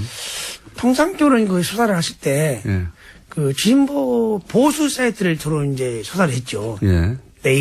네이버 같은데 그러나 나도 댓글을 했지만은 주로 이제 진보 성향 사이트 많이 하죠. 아, 오히려. 예. 그 진보 사이트는 결론적으로 대통령을 비난하고 그 정책을 비난하기 때문에 그 반대를 안 하기 위해서 다음 그런 사이트에 많은 포탈 중에는 다음에서 주로 작업을 했고 커뮤니티도 기본적으로 이제 진보적인 성향을 띠는 커뮤니티에 가서 작업을 했지 이렇게 그 지난 정권에서는 희한하게도 네이버의 댓글들은 보수적인 댓글이 많았죠. 그것도 좀 의심스럽습니다. 의심하십니까? 예. 예. 그러니까 이제 그 홍보수석가님도 그렇게 지금 한 강요로서 국무위원으로서 구속된 상태에서 그 해외 출장 가면서 공항에서 뭐 성명을 발표한다는 것이 좀 부적절하고 0.45%는 못하고 10%는 뭐합니까? 그렇죠. 총을 들고 싸운 군부대에서 그 했다는 게 수치스러운이고 더 나가서 헌법유리 행위 아닙니까? 그것도 아직 모르는 상태를 보니까 아직 멀었어요. 아직 멀었어요. 그러니까 지난번에 제가 뉴스공장에 출연해서도 전해드린 바가 있는데 그 다음 진보적 성향이 상대적으로 강한 다음 사이트가 그 댓글 요원들의 주 활동 무대였는데 그 다음에서 사용했던 아이디는 다 제출하지 않았었다. 그렇죠. 네이버 아이디만 제출했었다라는 소식을 제가 전해드린 바가 있었거든요. 그렇죠. 그러니까 그때 당시에 수사가 얼마나 부실 수사였고 증거가 인멸되었던가를 알 수 있는 단초가 되는 그런 에피소드죠. 그러니까 2014년 국방부 자체 조사가 부실 수사였다는 게 판명이 된 상황에서 문제가 된 댓글이 0.9%다라고 얘기하는 것은 조금 뭐랄까요. 그러니까 2막이 진행되고 있는데 1막 가지고 얘기하는 어떤 그런 상황이라고 할 수가 있는 거죠. 1막은 이제 보수 정권이 집권하고 있을 때 어떻게든 이 사안을 축소하려고 했을 때의 내용이고 지금 말씀하신 내용은 포털만 따지더라도 다른 커뮤니티 아니고 네이버는 희한하게도 댓글이 이제 보수적인 댓글이 많이 달려 있었는데 그것도 뭐 작업이었다고 의심하는 사람도 굉장히 많습니다. 근데 다음은 상대적으로 진보적인 댓글이 많이 달렸는데 그래서 작업을 적어도 사이버 사령부에서는 다음에 가서 했다 주로. 본인도 혹시 다음에서 여러 가지 작업하셨습니까? 네, 했습니다. 저도 닉네임이 소나무, 다금바리, 휘발유 등등 있습니다. 참 부끄러운 일이고 한심스러운 다고 저는 생각하고 있습니다. 지금. 왜 다금바리로 정하셨어요? 좀 은폐하게 해서요. 그러면 그 요원들은 다 이런 아이디어를 여러 개 갖고 있었겠네요. 제가 그렇게 가지고 있으면은 작전 요원들 상상해보면 알 수 있죠. 부단장도 아이디어를 여러 가지 갖고 있었으니까 작전 요원들은 훨씬 더 많이 갖고 있었겠네요. 그러면 그런 아이디어를 돌려가면서 이제 주로 뭐 정권에 대해서 비판적인 글이 있으면 반대를 누른다든가 아니면은 거기 반박을 한다든가 그런 작업을 하는 거죠. 통상적으로 이제 제가 이제 그 IT나 그 인터넷을 보니까 낮에는 이렇게 발표를 해도 주로 이렇게 댓글 다는 사람들이 여론이 형성이 안 돼요. 우리 이제 그 젊은 사람들이 예. 퇴근하고 나서나. 퇴근하고 나서 이제 예. 밤에 일과후에 밤에 이제 예. 그런 이제 댓글을 많이 다는데 예. 통상 우리 오늘도 예. 퇴근 후에 집에 가서 댓글 다는데 그것이 일명 자가 대응 작전이라고 부르죠. 자가 대응 작전. 일과 후에 자가 대응 작전. 예. 그것도 매뉴얼이 있습니까? 자가 대응 작전도? 매뉴얼이라는 분은 이제 그 중앙 그 시스템에서 움직인 거죠. 예. 정말 뭐 본인이 하고 싶어 한 것이 아니고. 아, 어떤 기사를 주로 공략하라 이런 게 있습니까? 혹시? 아니, 이제 오늘 기사에 정말 하면 제주 해군기지가 예. 건설 반대 오늘 내부는 방송에 나왔다. 예. 그러면 뭐 제주 해군기지 반대 뭐는 한 사람은 뭐 정보. 예. 뭐 찬성은 좀 적잖아요. 예. 그러다 보면 이제 처음에 최초 기사에 반대가 90, 예. 찬성이 10. 예. 그러면 이제 우리 오늘 밤에 가서 예. 이제 그 지시에 의해서 예, 지시에 의해서 별 몇 개씩 달라붙으시 이제. 그래서 더 그 90, 10을 거꾸로 이제 거꾸로 하죠. 반전시킨다. 반전시키지. 그러면 예. 이제 아침에 취합해서 예. 이제 보고하죠. 아, 이렇게 여론을 바꿔놨다고. 네, 그래서 밤 사이에 여론을 바꿔놨다는 결과를 네. 청와대에도 보내고 김관진 당시 국방장관에게도 보내고 합참의장에게도 보내고 네. 지금 정책실장에도 김관진 전 장관과 함께 구속된 정책실장에게도 보냈다는 거죠. 날마다. 예. 예. 오늘은 여기 찬반을 바꿔놨습니다. 이런 걸 다 일일이 보고 해요. 그러니까 이제 그 일일이 보는 게 아니라 예. 이제 그 뭐야 보도 언론 보도 나와야죠. 예. 어쨌든 표로 만들어서 예. 이 보고서 기사- 만든 거죠. 보고서로. 예. 예, 이 기사는 애초에 찬반이 얼마였는데 밤새 작전을 무슨 작전이요? 자가 대응 작전을 해가지고. 예. 그렇게 반대 예. 90%에서 다운 예. 20%, 예. 찬성 10%에서 80%. 그렇게 이제 그걸 군인 수치를 하는 거죠. 그걸 매일매일 했다는 거죠. 매일매일 할 때도 있고 예. 또 언론에 안 나오면 또 안 할 때도 있고. 아, 그런 큰 이슈가 되거나 이렇게 찬반을 표시할 만한 기사가 안 나오면 안 하고. 그렇죠. 예, 그런 게 많이 나오면 많이 하고. 예. 예. 예. 군대에서 그런 걸 했다는 게 좀 웃깁니다. 듣기만 해도. 상상하기 힘든 일인데 실제로 그렇게 했고, 그거를 청와대하고 국방장관이 매일 받아봤다는 거 아닙니까? 예. 청와대는 시스템을 보냈고. 아, 시스템으로? 예. 예. 장관님하고 의장님하고 정책실장은 예. 그 블랙버리에서 봉투에서 보냈고요. 봉태. 예. 출력해가지고. 예. 아, 너무 웃깁니다. 예. 장관이, 댓글 몇 개 바뀌었군. 이거 보고 있었다는 게 매일 청와대에서도 보고 있었고. 이번에 진행되고 있는 검찰 수사를 보면서 혹시, 요 대목도 해야 되는데, 이거 너무, 아직 제대로 안 되고 있네. 이런 부분은 없어요? 아마 검찰 내가 수사를 보면요. 예. 아마 검찰은 하려고 노력을 하는데, 예. 그동안 이 사건이 상당히 오래됐고, 은폐도 오래돼요. 또 자료를 다 은폐를 했기 때문에, 예, 자료도 없어지고. 거기에 찾아내는데 예. 상당한 시간이 걸리지 않나. 그래서 좀 그런 아쉬움이 있고, 너무 시간이 지나고 수사가 됐다 보니까. 또 국감에서 예. 뭐 사령관 와가지고 예. 댓글을 다뤘냐고 여쭤보니까 예. 정치는 간행은 안 했고 예. 정책 홍보는 했다고 하더라고요. 정치 그런데 어떻게 보면 우리 국민들은 어떻게 또 맞아 들어가요. 예. 뭐 그럴듯하게 들립니다. 말은. 군 관련 부대에서 예. 정책을 홍보한단 말은 예. 그야말로 어불성설이고 헌법 유린 행위죠. 예. 정책 홍보란 건 통상적으로 정부 조직부에 있건 부처에서 예. 자기 관련 부서에 정책을 홍보한 거지. 어디 뭐 군부대에서 특히 또 방첩부대에서 정책을 홍보합니까? 응? 응? 맞습니다. 예. 아니 청와대 정책을 왜 방첩부대에서 홍보하느냐? 예. 각 부처 할 일이 있는데 방첩부대에서 그것도 북한을 상대로 심리전을 하라고 하는 부대에서 왜 정책 홍보를 하느냐? 맞는 말씀이시고요.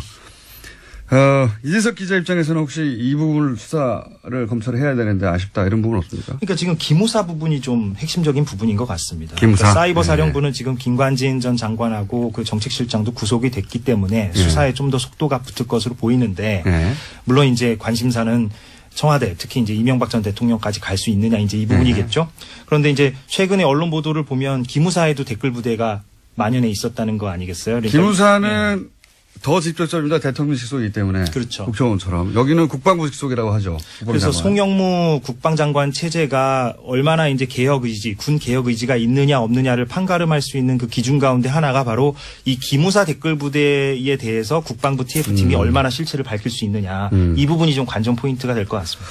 기무사는 말하자면 군의 국정원과 같은 곳이라 그 국정원은 지금 TF가 들어가서 열심히 서버 차원에서 뒤지고 있는데 기무사는 그런 작업은 없기 때문에 쉽지는 않을 것 같아요, 여기는. 예, 그리고 말씀 나온 김에 말씀드리자면 국정원은 지금 개혁위원회가 정기적으로 발표를 하거든요. 자기들의 조사 결과를. 그런데 국방부 같은 경우는 지난번에 1차 중간 조사 결과를 추석 연휴 때 발표하고 막 그랬어요. 그러니까 조금 뭐랄까요. 그러니까 언론의 노출 빈도도 좀 적고 그러다 보니까 좀 이렇게 제보가 좀 잘 안 들어가고 선순환이 안 이루어지는 그런 측면도 있는 것 같습니다.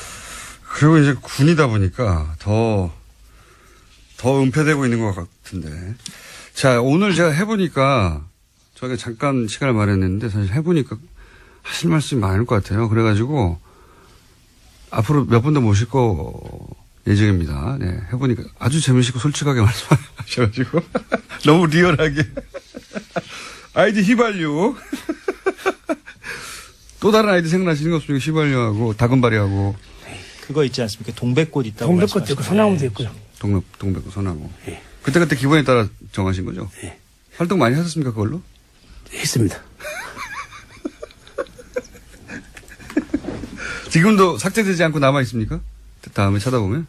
저는 이제 그때 그 이후로 엄청난 고통을 받았어요. 제가 제보자를 말려가지고. 그래서 국방부 장관이 대변인이 나를 발표해요. 사찰 문건을 가지고 김건희가 장관도 못 오고 하고. 장관을 못 오겠다. 10년 다녀도 못 오겠고 상관 모욕죄로. 네, 모욕. 그 모욕죄를 가는 것도 기소를 해요. 군 검찰에. 군 검찰에 기소를 해가지고 기소 한 건을 줬습니다. 국방부 대변인이 정례 브리핑을 합니다. 정례 브리핑을 하다 보니까 그 방송 내용이 전국으로 다 나갑니다. 그런데 살아온 그 김건희가 참 청년 결백하고 얼박을 했고 가정에서 교육도 잘 받은 애라고 정평이 나 있는데 그런 보도가 나가니까 저희 집사람들이고 저희 가족들이고 아주 큰 실망이 있었고 참지 못하는 고통이 있었죠. 그러다가 이제 그것이 내가 아주 합병이 나고 그 사무실에 가면은 제보자로 픽픽 웃어요. 제보자들하고. 응? 난 제보는 안 했다 내가. 난 안 했다. 난 제보자 누군지 안다. 잡았어요. 잡았어요. 누군지 그 현역했죠. 지금도 가장 나 지금 기분 나쁜 것이 민간인들은 번호식 없다 그야. 바로 나처럼 제보한다 그래서. 근데 결론적으로 현역 군인이 가서 제보를 했어요. 당시에는? 그 당시에. 밝혀졌지만은. 그 마음이 아팠고 그걸로 인해서 사무실이 쓰러졌어 제가 또. 쓰러져가지고 스탠트를 4개를 받고 입이 틀어졌어 이렇게. 아 그러시네. 예, 그래서 고통을 많이 받고 나왔는데 이제 좀 진실이 밝혀져가지고 그나마 요새 술을 많이 안 먹고 평온한 하루를 보내고 있습니다. 그게 바로 그 누구냐. 제 생각만 갖고 있는 것을 나만 가지고 있으면 뭐합니까? 그래도 KBS의 언론 노조단이 나를 어프로치 해가지고 설득해서 내용을 만들어서 최초로 보도해가지고 국민들이 알아서 이렇게 되니까 오늘 또 이렇게 똑똑한 김호진을 또 훌륭한 사람을 만날 수 있는 계기가 됐고 또 국민들이 많이 또 알리게 된 것도 아마 KBS 언론 노조단이 덕분에 생각합니다.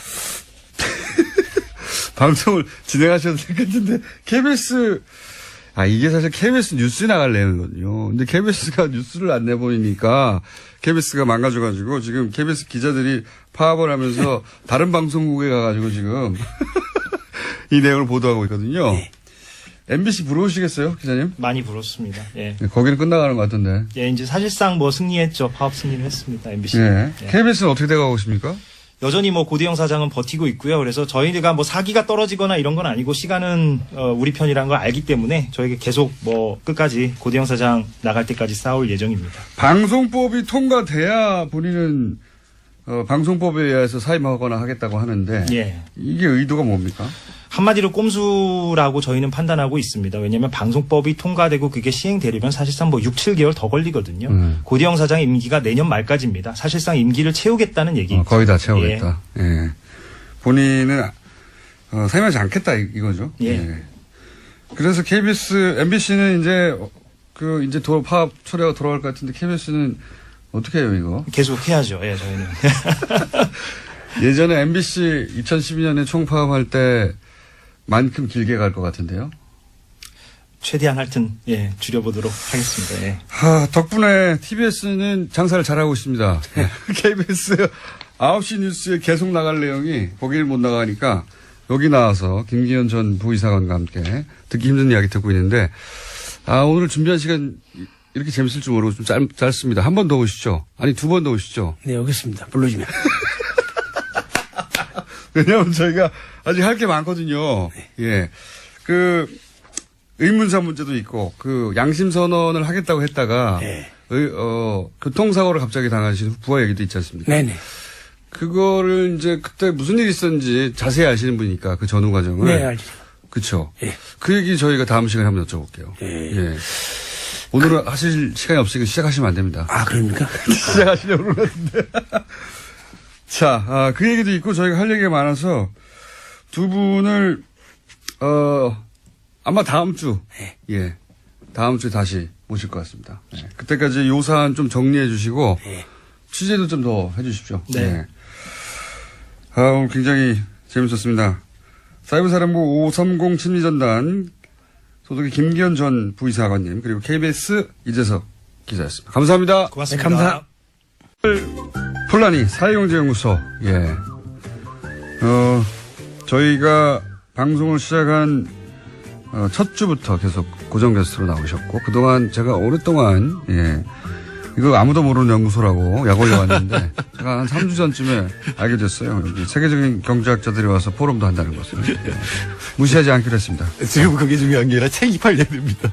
책은 제가 알 바 아니고. 자, 칼 플라니 사회경제연구소 세계적인 학자들이 왔다가 포럼도 하고 가는 정태현 수장님 나오셨습니다. 자, 오늘은 뭡니까? 오늘은 광군제 얘기입니다. 중국 블랙 프라이데이.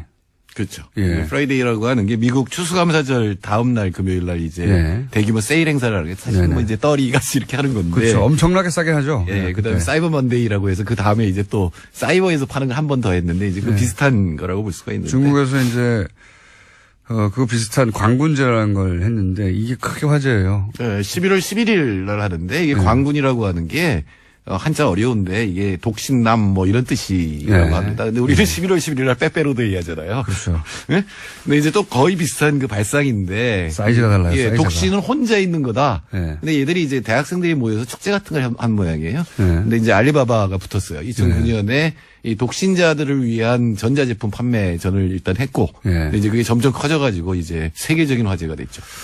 그러니까 이제 세계적인 트렌드 중에 하나가 이제 독신 남녀가 늘어나고 결혼 안 하고 추세가.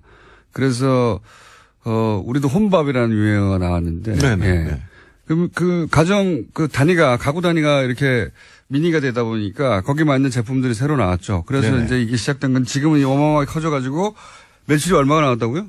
매출이 2개 큰 회사만 해도 알리바바하고 인터넷 쇼핑몰 징둥닷컴만 해도 한 50조 원.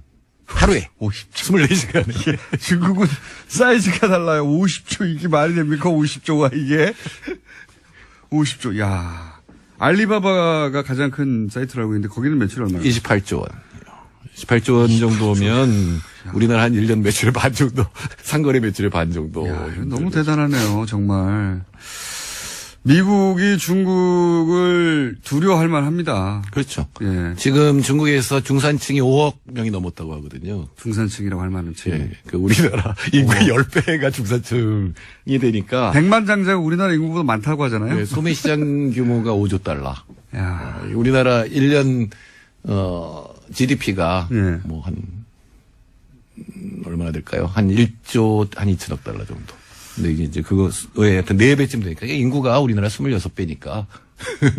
소매 시장만 그렇다는 거예요. 그렇죠. 그래서 한 인터넷 사이트가 행사를 해가지고 매출을 우리 난 게 28조 원. 야, 이게 단위가 상상할 수 없는 단위 28조 원. 그렇죠. 야. 우리나라도 비슷한 걸 하죠. 코리아 셀페스트 아무도 모르지만 9월 28일부터 10월 31일까지 약 한 달간 하는데 네. 비교가 되지 않죠. 그러니까 우리나라 연간 온라인 쇼핑 거래액 총 합쳐서 64조 원인데 중국 두 개 업체가 하루에 판 게 50조 원이니까. 야, 사이즈가 너무 다르네요. 네, 그리고 이제 뭐 그렇게 된 데는 여러 가지 이유도 있습니다. 그러니까 알리바바라고 하는 엄청난 매체가 있었고, 이렇게 보면은 그 플랫폼이라고 할 수 있는 건 총동원된 거예요. 우리가 플랫폼이라고 할 수 있는 건 뭐 지상파라든가 유료 방송이라든가 인터넷이라든가 뭐 유튜브 뭐 이런 거 있잖아요. 그게 다 총동원돼서 이 모든 제품을 갖다 선전을 하는 거죠. 근데 그게 하나 이제 알게 했다라고 하는 거하고 축제를 결합을 합니다. 그래서 세계적인 뭐 중국 스타들이 나와서 이제 축제를 하고 하루 동안이니까. 이 행사 자체가 온라인 쇼핑몰에서 하는 행사를 넘어섰군요. 네, 넘어섰어요. 국가적인 행사에 가까웠군요. 예, 전부 모여서 왜냐하면 여기서 이제 매출을 올릴 수 있으니까. 또 하나는 이제 AI까지 동원을 했습니다. AI요? 예, 우리가 보통 이제 인터넷 쇼핑하면 보고 사는 거 아니에요? 네. 뭐 여러 가지 뭐 이 댓글 보고 사는 건데 그 AI를 통해서 실제로 보고 느낄 수 있고 맛볼 수 있는 거 뭐 이런 어떤 것들을 조금씩 가미를 해서 어떻게 맛볼 수가 있죠? 글쎄요. 인터넷 쇼핑몰인데 냄새 뭐 이런 거겠죠. 하여튼 그렇게 해서 가상현실과 인공지능을 결합했다. 그러니까 실제로 또 안 했기 때문에 어떻게 하는지는 잘 모르겠습니다만 그래서 어마어마한 매출을 올렸죠. 그러니까 그 중국이 현재 가지고 있는 미디어 플랫폼과 그 기술력을 총동원해서 프로모션을 했다. 네. 예, 뭐 증강현실이라고 하죠. 가상현실, 뭐 증강현실 이런 기술도 도입하고 또 모든 방송 혹은 뭐 TV, 뭐 인터넷 방송 등등 다 이 행사에 총동원된 거군요. 사실은 동원했다기보다 동원할 수 있는 문제가 아니니까 공산당이 했을 리는 없고 돈이 되니까 전부 들어가서 자기들이 이제 만든 거죠. 대단하네요. 네. 그래가지고 하루 만에 1위 2위 쇼핑몰만 50조를 했다. 야, 이거 상상하기 힘든 어마어마한 액수입니다, 정말. 이거 50조라는 건. 예.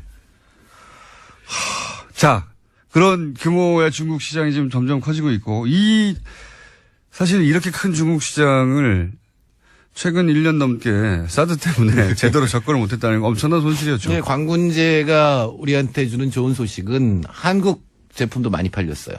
전체 세계에서 전체 5위 매출 5위를 기록했는데 좀 분위기가 풀리긴 풀렸나 보네요. 네, 확실히 풀렸습니다. 그리고 제가 이 북한대학원 다니잖아요. 그게 북촌인데 중국인들이 다시 늘어나고 있어요. 확 느껴지거든요. 사드 동안에는 중국인들이 쫙 줄어들어서 거의 없었거든요.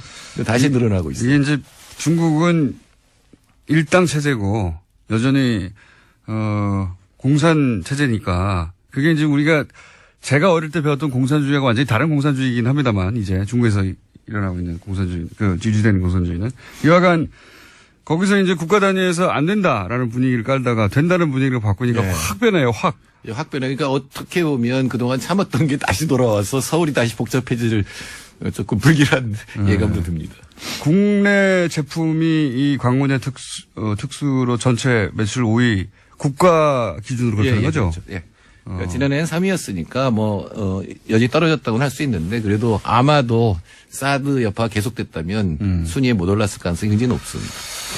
이렇게 해빙기를 맞이한 것이 운이 좋은 면도 분명히 있는데 시진핑의 권력 이양기가 딱 맞물려서 그런데 이제 그 외에 우리 정부도 물론 노력했을 것이고 혹시 다른 차원에서 그 해빙기를 맞은 이유? 아니 우리 정부 약속을 했죠. 사드를 더 이상 도입하지 않겠다. 지금 한 대 들어온 걸 끝이다. 그다음에 MD망에 가입하지 않겠다. 그리고 한미일 군사동맹은 하지 않겠다. 아마 첫 번째와 세 번째는 아마 그럴 겁니다. 첫 번째는 뭐 문재인 정부 살 리가 없고 세 번째는 국민이 못하게 할 거예요. 한다 그러면은. 그렇죠. 근데 이제 두 번째가 문제죠. MD망이 안 들어간다. 미사일 방어망이 안 들어간다는 건데 미국 전략자산이고 미군이 운영하는 건데. 요거는 그냥 명분이죠, 명분. 중국도 왜냐하면 사드가 여기 있다는 자체가 MD망 속의 일부일 수밖에 없는 건데, 근데 뭐 중국도 우리도 서로 봐주는 것 같아요. 이거는. 그래서 뭐 이제 언론에서 논란이 됩니다만 시진핑도 한마디를 했죠. 역사의 시험을 견뎌낼 수 있는 정책 결정을 해야 된다. 굉장히 중요한 결정을 해야 된다. 이렇게 얘기를 했던 거는 뭔가 조치를 앞으로 취해야 된다라고 얘기하는. 제가 보기에는 집행유예 같아요. 그렇죠. 여기서 봉합하고 일단 나머지 경제나 이런 건 풀자. 뭐 이런 더 이상 중국 포위망에 들어가는 일을 하면 안 된다라는 경고고 일단은 풀고 관계를 개선하되 어떻게 그 문제를 해결할 건지는 양국이 이제 논의를 해봐야 되겠죠. 저도 이 정도면은 굉장히 잘 풀었다고 봅니다. 현 네? 정부가. 예. 네, 이건 뭐 저는 기적이라 그랬어요. 그러니까 이게 왜냐하면 사드가 이미 배치된 상황에서 중국도 이때가 이렇게 강하게 압박해 왔는데 무슨 명분이 있어야 될 거 아닙니까? 중국도 이제 자국민들에게 자 이제 괜찮으니까 면이 서야 되는데 면이 세울 만한 뭐가 있겠나 싶었는데 이제 요 상태 그대로 유지하면서 이런 세 가지 정책을 천명하는 것만으로 풀었다면 또 한 측면은 예. 한국이 중국과 미국 사이의 피벗 역할을 지금 하고 있거든요. 예. 어느 쪽에서도 한쪽으로 완전히 밀어내면 곤란해요. 중국 입장에서 한미일 동맹되는 건 굉장히 문제죠. 일단 미국 입장에서는 한국이 중국으로 가까이 가버리면 그것도 문제가 되거든요. 그러니까 우리가 있는 위치를 잘 활용하면 미국과 중국 사이에서 뺨때기 이쪽에서 맞고 저쪽에서 맞는 게 아니라 잘 이용할 수도 있다. 이런 얘기. 이때까지는 양쪽에서 맞아왔죠. 네, 양쪽에서 맞았죠. 양쪽에서 실컷 맞다가 처음으로 이제 뺨은 안 때리는 정도까지는 가서 우리 그 경기에는 큰 도움이 되겠네요. 중국이 차지하는 그 비중 생각해 보면. 한은이 얘기한 게 4% 정도의 GDP 하락이라고 그랬고 저는 아마 중국 정부가 나서면 0.4% 1%까지도 빠질 수도 있어요. 우리나라 지금 경제 성장률 3%인데 1% 빠지면 충격이거든요. 그런데 이건 뭐 원하는 상태로 회복이 되니까 다행히 또 선진국도 괜찮아요. 그래서 잘하면 3% 후반대까지도 갈 수가 있습니다. 안 그래도 이거 전에도 지금 경제 상황이 괜찮아지고 지표가 괜찮아진다고 지지난주 말씀하셨잖아요. 예, 예. 여기까지 더해지면은 3% 후반대가 되는 거고 이 성장률이 올라가는 데 가장 큰 의미는 문재인 대통령이 개혁을 할 수 있다는 겁니다. 그렇죠. 제가 가장 뼈아프게 생각하는 게 2003년 5월에 고 노무현 대통령께서 권력은 시장으로 넘어갔다 이렇게 얘기를 했거든요. 당시에 성장률이 떨어지니까 투자를 올리기 위해서 재벌들하고 삼계탕에서 집에서 만났어요. 그래서 재벌들한테 이제 호소를 한 거거든요. 그럼 사실상 시장 개혁이라고 불렀던 재벌 개혁은 이제 물 건너가게 되거든요. 근데 성장률이 어느 정도 나오면 이제 국민들 지지를 힘에 얻고 국내 개혁을 계속 추진할 수 있다는 얘기죠. 특히 재벌 개혁 같은 경우에. 봐라, 이거 경제 성장률도 괜찮고 문제 없지 않냐. 예. 안보 문제도 해가고 있고. 좀 억울하겠지만 재벌 총수를 갈아놓으니까 경제가 올라간다. 다른 총수도 한번 범법 사항이 나오면 뭐 이렇게까지 나갈 수도 있는 거죠. 예. 그래서 지금 경제 전망은 이제 거시지표 차원에서는 상당히 밝은 편입니다. 지금 중국도 풀리고 있고. 네. 웬 떡입니까? 문재인 정부 입장에서는. 예. 대통령이 뭘 성공하려면 천운도 따라야 되거든요. 시운이 따라야 되는데. 운 좋은 놈을 이길 수가 없어요. 예, 그러니까 경제 안보 둘 쪽에 다 위기였잖아요. 그러니까요. 근데 이제 경제가 풀려나가고 안보도 중국과 협력이 되고 미국과 관계도 괜찮은 편이잖아요. 그러면 이제 북한을 어떻게 설득하느냐 이것만 남았다고 봤어요. 그래서 아마 자신 있게 신남방 정책인 이런 거 얘기하고 있는 것 같습니다. 예, 그 부분은 중국하고 미국을 모두 의식하는 거죠. 그러니까 인도와의 관계라든가 아세안하고 관계는 이쪽하고 한 편이 돼서 중국이 함부로 못 건드리게 하겠다는 면이 있는 거거든요. 그건 다음 주에 좀 자세히 풀어주십시오. 그러니까 예, 사실 그렇죠. 신남방 정책 뭐 개념은 알겠는데 이게 왜 갑자기 등장하고 중요한 것인지 한번 짚어봐 주십시오. 제가 동북아 비서관이었잖아요. 그러니까요. 남쪽이죠 이제는. 자, 정태인 소장님이었습니다. 감사합니다. 네, 감사합니다. 내일 뵙겠습니다. 안녕. 입니다. 따져보니까 이자 소득세하고 종합소득세까지 따져보니까 절세 효과가 없어요. 그러면 절세하려고 이렇게 한 게 아니기 때문에 공격할 거리가 없어지는 거예요. 도덕적으로도 법적으로도 하자가 없는 겁니다. 그러니까 절세 효과가 없다고만 해버리면 끝나는 문제를 그걸 안 해줘서 계속 논란이 이어지는 거예요. 자, 이건 여기까지 하고요. 제가 세무사하고 자세히 따져봤더니 없어요. 절세 효과가 사실상. 이자소득세, 종합소득세 다 따져보니까. 자, 이 사안은 어쨌든 정쟁으로 가게 생겼습니다. 예. 다음은요? 네, 해외 소식도 좀 전해드리고 있는데요. 이번에는 사우디 그리고 이란과 관련된 소식도 말씀드리겠습니다. 국제네요. 네, 사우디와 이란의 대리전 부대가 된 레바논에서 전운이 감돌고 있다라는 건데요. 사우디도 지난 9일 레바논에 체류 중인 자국민들한테 헤즈볼라의 공격 표적이 될 수 있다면서 긴급 출국 명령을 내렸다라고 합니다. 요새 중동 관련 뉴스가 많이 나오는데 이게 도대체 무슨 일이 벌어지는지 어려워요. 도대체. 무슨 레바논 소식도 있고 예멘 소식도 있고 사우디에서 그렇죠. 왕자들을 숙청했다느니 뭐 많잖아요. 갑자기 총리가 사임을 하고. 예, 레바논 총리가 사임을 했다느니 이게 어떻게 된 일이냐. 사실은 뒤에 배후에 트럼프가 있습니다. 배후에 트럼프가 있습니다. 그렇게 바라보고 이 사안을 보면 쉽게 이해가 되는데 간단히 요약하면 트럼프 대통령 취임 후에 첫 방문지가 사우디예요. 그리고 이제 트럼프의 사위, 가장 지금 힘이 막강하다고 하는 사위가 최근 3번이나 갔어요, 여기를. 트럼프가 가자마자 카타르 단교 생각나십니까? 예, 사우디랑 막 이집트랑 다 모여가지고 카타르하고 물자 교류도 안 하고 단교한다는 거. 그게 트럼프 사우디 방문 직후예요. 이런 일이 왜 일어나느냐. 그리고 레바논 일도 그렇고 사우디에서는 부자, 그러니까 아들, 딸 세습을 안 하고 왕자 세습이었거든요. 아들, 딸 세습을 하고 싶은 왕가가 있었고 트럼프는 이란을 코너로 몰아서 제재하고 싶은 욕망이 있는 두 욕망이 만났어요. 그래서 기본적으로 트럼프는 사우디 왕가의 그 세습 욕망을 인정해주고 그리고 강력하게 후원합니다. 그러면서 이제 왜냐면 사우디는 순이거든요. 순이. 이란은 시아고 이렇게 양쪽으로 갈라져 있잖아요. 큰 세력이 갈라져 있는데 사우디를 통해서 이란을 견제하려고 하는 거죠.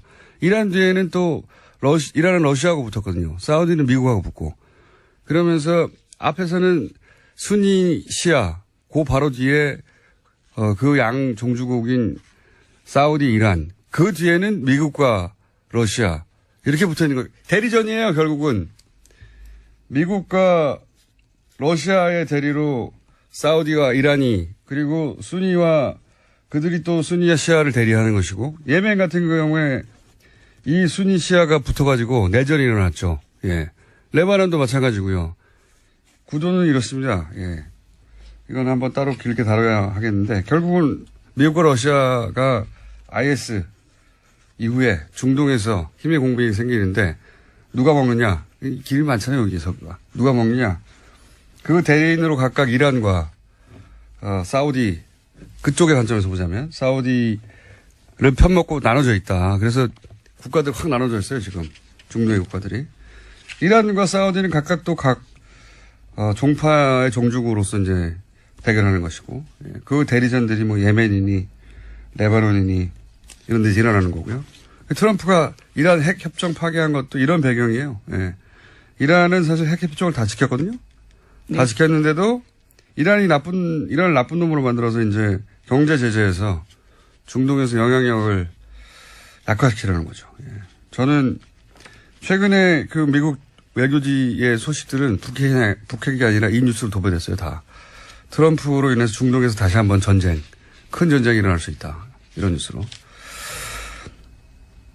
여기까지 하고요. 이거 웃기는 건 근데 이란은 대통령 선거로 선출했습니다. 그나마.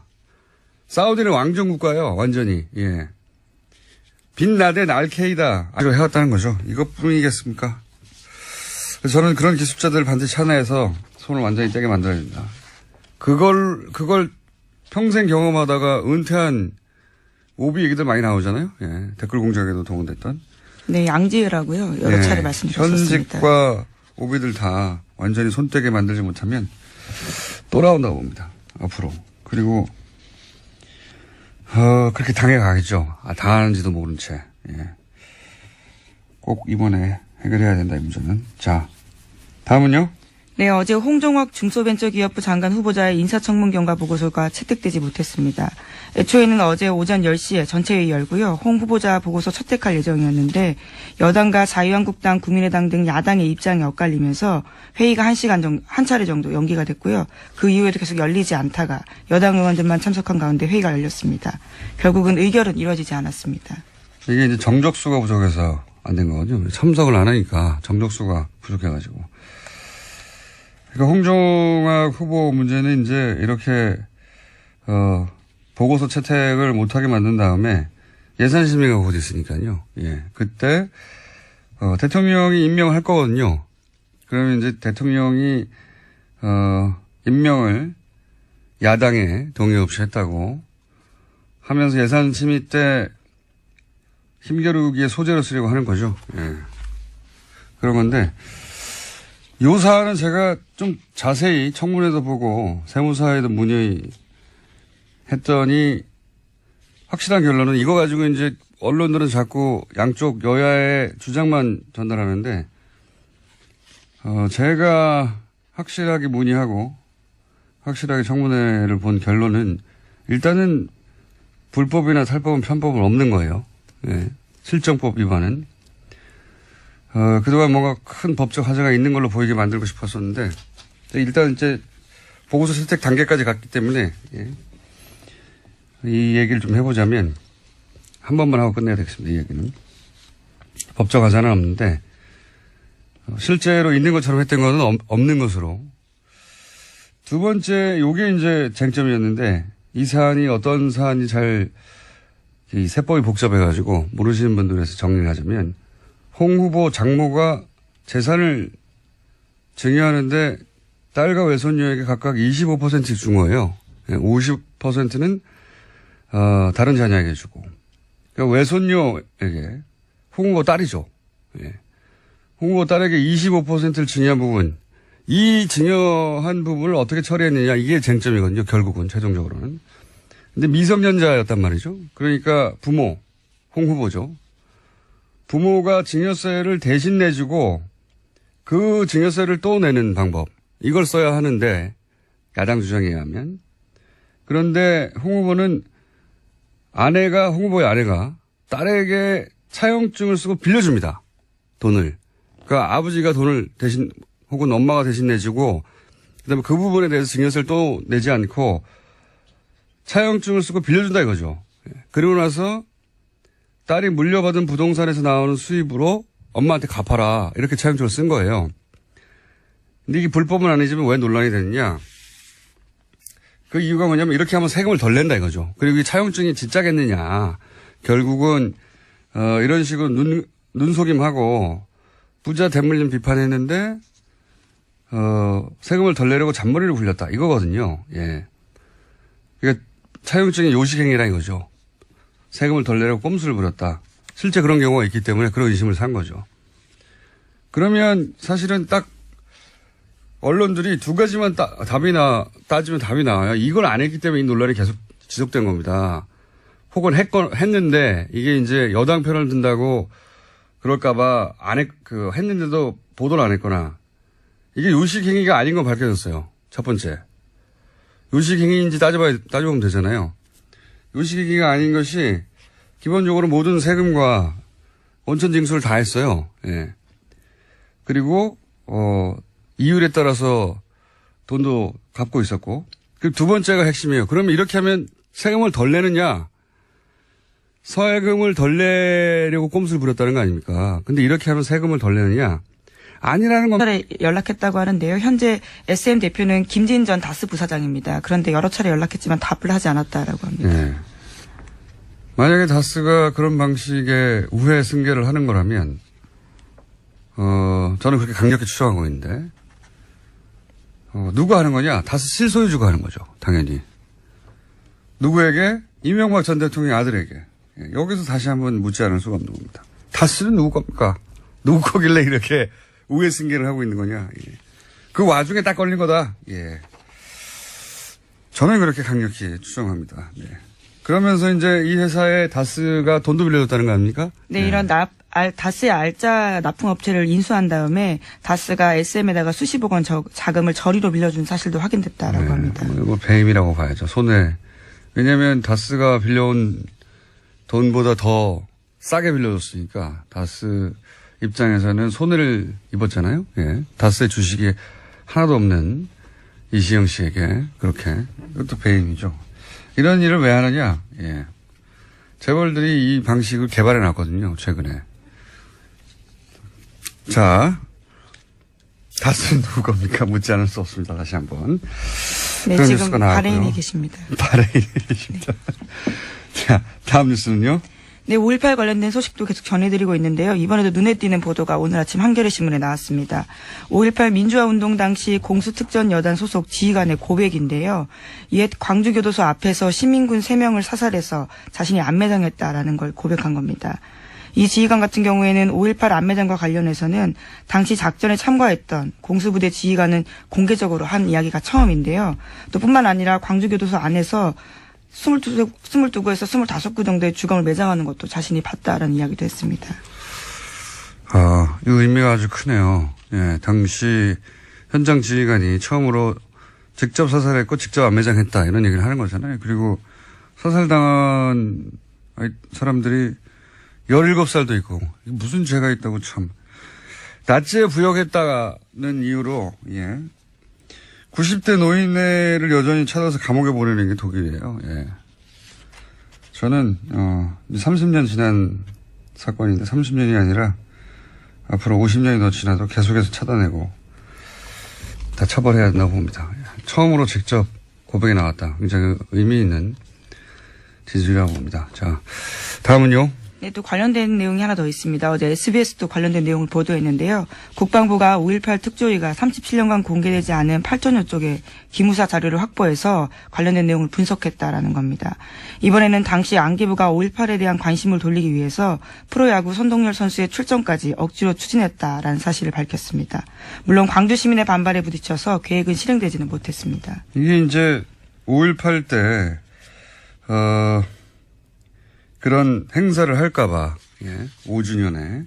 그때 그 경기에 당시 가장 인기가 높았던 선동열 선수를 출전하게 하려고 안기부가 추진했다, 이런 거 아닙니까? 예. 이 안기부, 국정원, 이미 오래전부터 이런 방식으로 정치에 개입을 해왔어요. 우리가 상상하지 못하는 방식으로, 정치를 결합하고, 여론을 조작하고, 전 이번에 이걸 끊지 않으면 앞으로도 계속 국민들이 고통받는다. 속고, 이런 방식으로 정보기관이 운영됐기 때문에 저는 국정원 내에 이런 기술자들, 그리고 이제 퇴직한 오비들, 이렇게 하는 것이, 나라를 운영하는 방식이다라고 믿고 있고 알고 있는 그런 기술자들이 있을 거거든요. 저는 이들이 금단전 증상을 느낄 거라고 봅니다. 왜냐하면 뒤에서 자기들이 국가를 운영했다고 생각할 거거든요. 네. 그래서 여전히 이런 방식으로 국가를 운영할 수 있다고 뒤에서 몰래 생각하는 사람들이 있을 것이다, 기술자들이. 그들이 완전히 여기서 손떼게 만들지 못하면 저는, 계속될 거라고 봅니다. 이런 식으로. 상상이나 했겠어요? 5월 18일에 선동열 선수가 만약에 출전했다면 자연스럽게 받아들였겠죠. 그리고 관심이 글로 옮겨갔겠죠. 아무래도. 그런 거를 기획하고 실제 실행에 옮기려고 했고. 네, 체육부의 협조를 받아서 지역에서 영웅시대는 선동열 선수의 출전을 가능하도록 지원하겠다. 이런 내용들이 문건에 있습니다. 이걸 누가 상상이나 했겠습니까? 근데 그런 IS 다 순입합니다. 그러니까 미국 입장에서는 사실은 이란 편을 들어야 되는 게 맞는 것 같은데 전혀 아니죠. 여긴 여기까지 하고 이건 저희가 국제뉴스에 따로 한번 다뤄보겠습니다. MBC. 네, MBC 관련해서요. 네. MBC 관련해서 아까 시작할 때 공장장이 이야기를 좀 했었는데요. 어제 MBC 박문진 이사회 열렸습니다. 거기서 김상경 MBC 사장에 대한 해임안이 의결됐습니다. 자,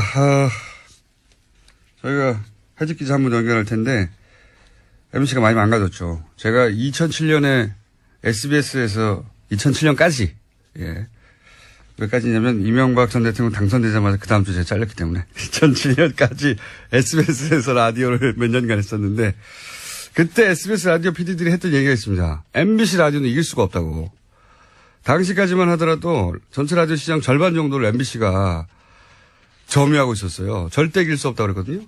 나머지 50%를 나머지 방송국들이 나눠가지고 있었는데 지금 MBC가 얼마나 망가졌냐면 TBS에도 안 됩니다. 물론 TBS는 누구시게 성장했죠. 그 사이에. 하지만 MBC가 보이지 않는다 이제. 그렇게 철저히 망가졌어요. 예. 자, 박성재 MBC 해직 기자 연결해 보겠습니다. 안녕하세요. 네, 안녕하십니까. 네. 해고된 지 얼마나 되셨습니까? 5년 6개월 정도 됐습니다. 네, 굉장히 오랫동안 무직으로 계셨군요.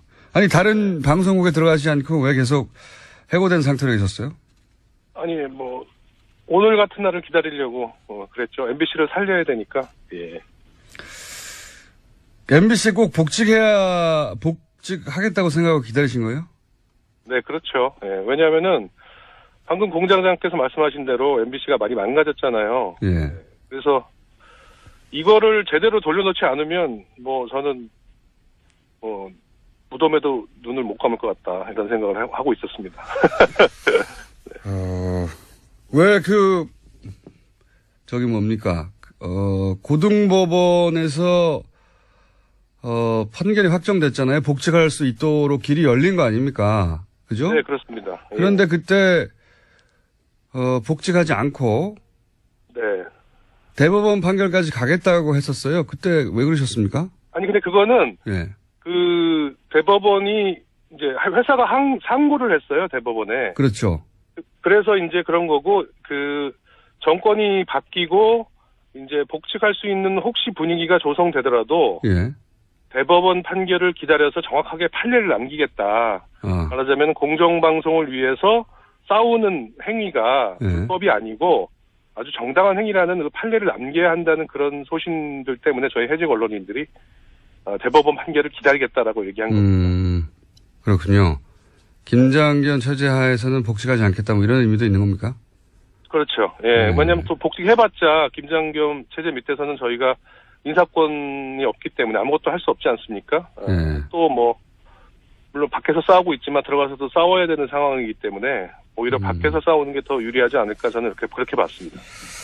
그래서 대법원 판결을 굳이 받겠다고 하셨는데 그런데 이제 지금 새로운 사장이 만약에 취임해서 복직하라 이렇게 인사명령을 내리면요?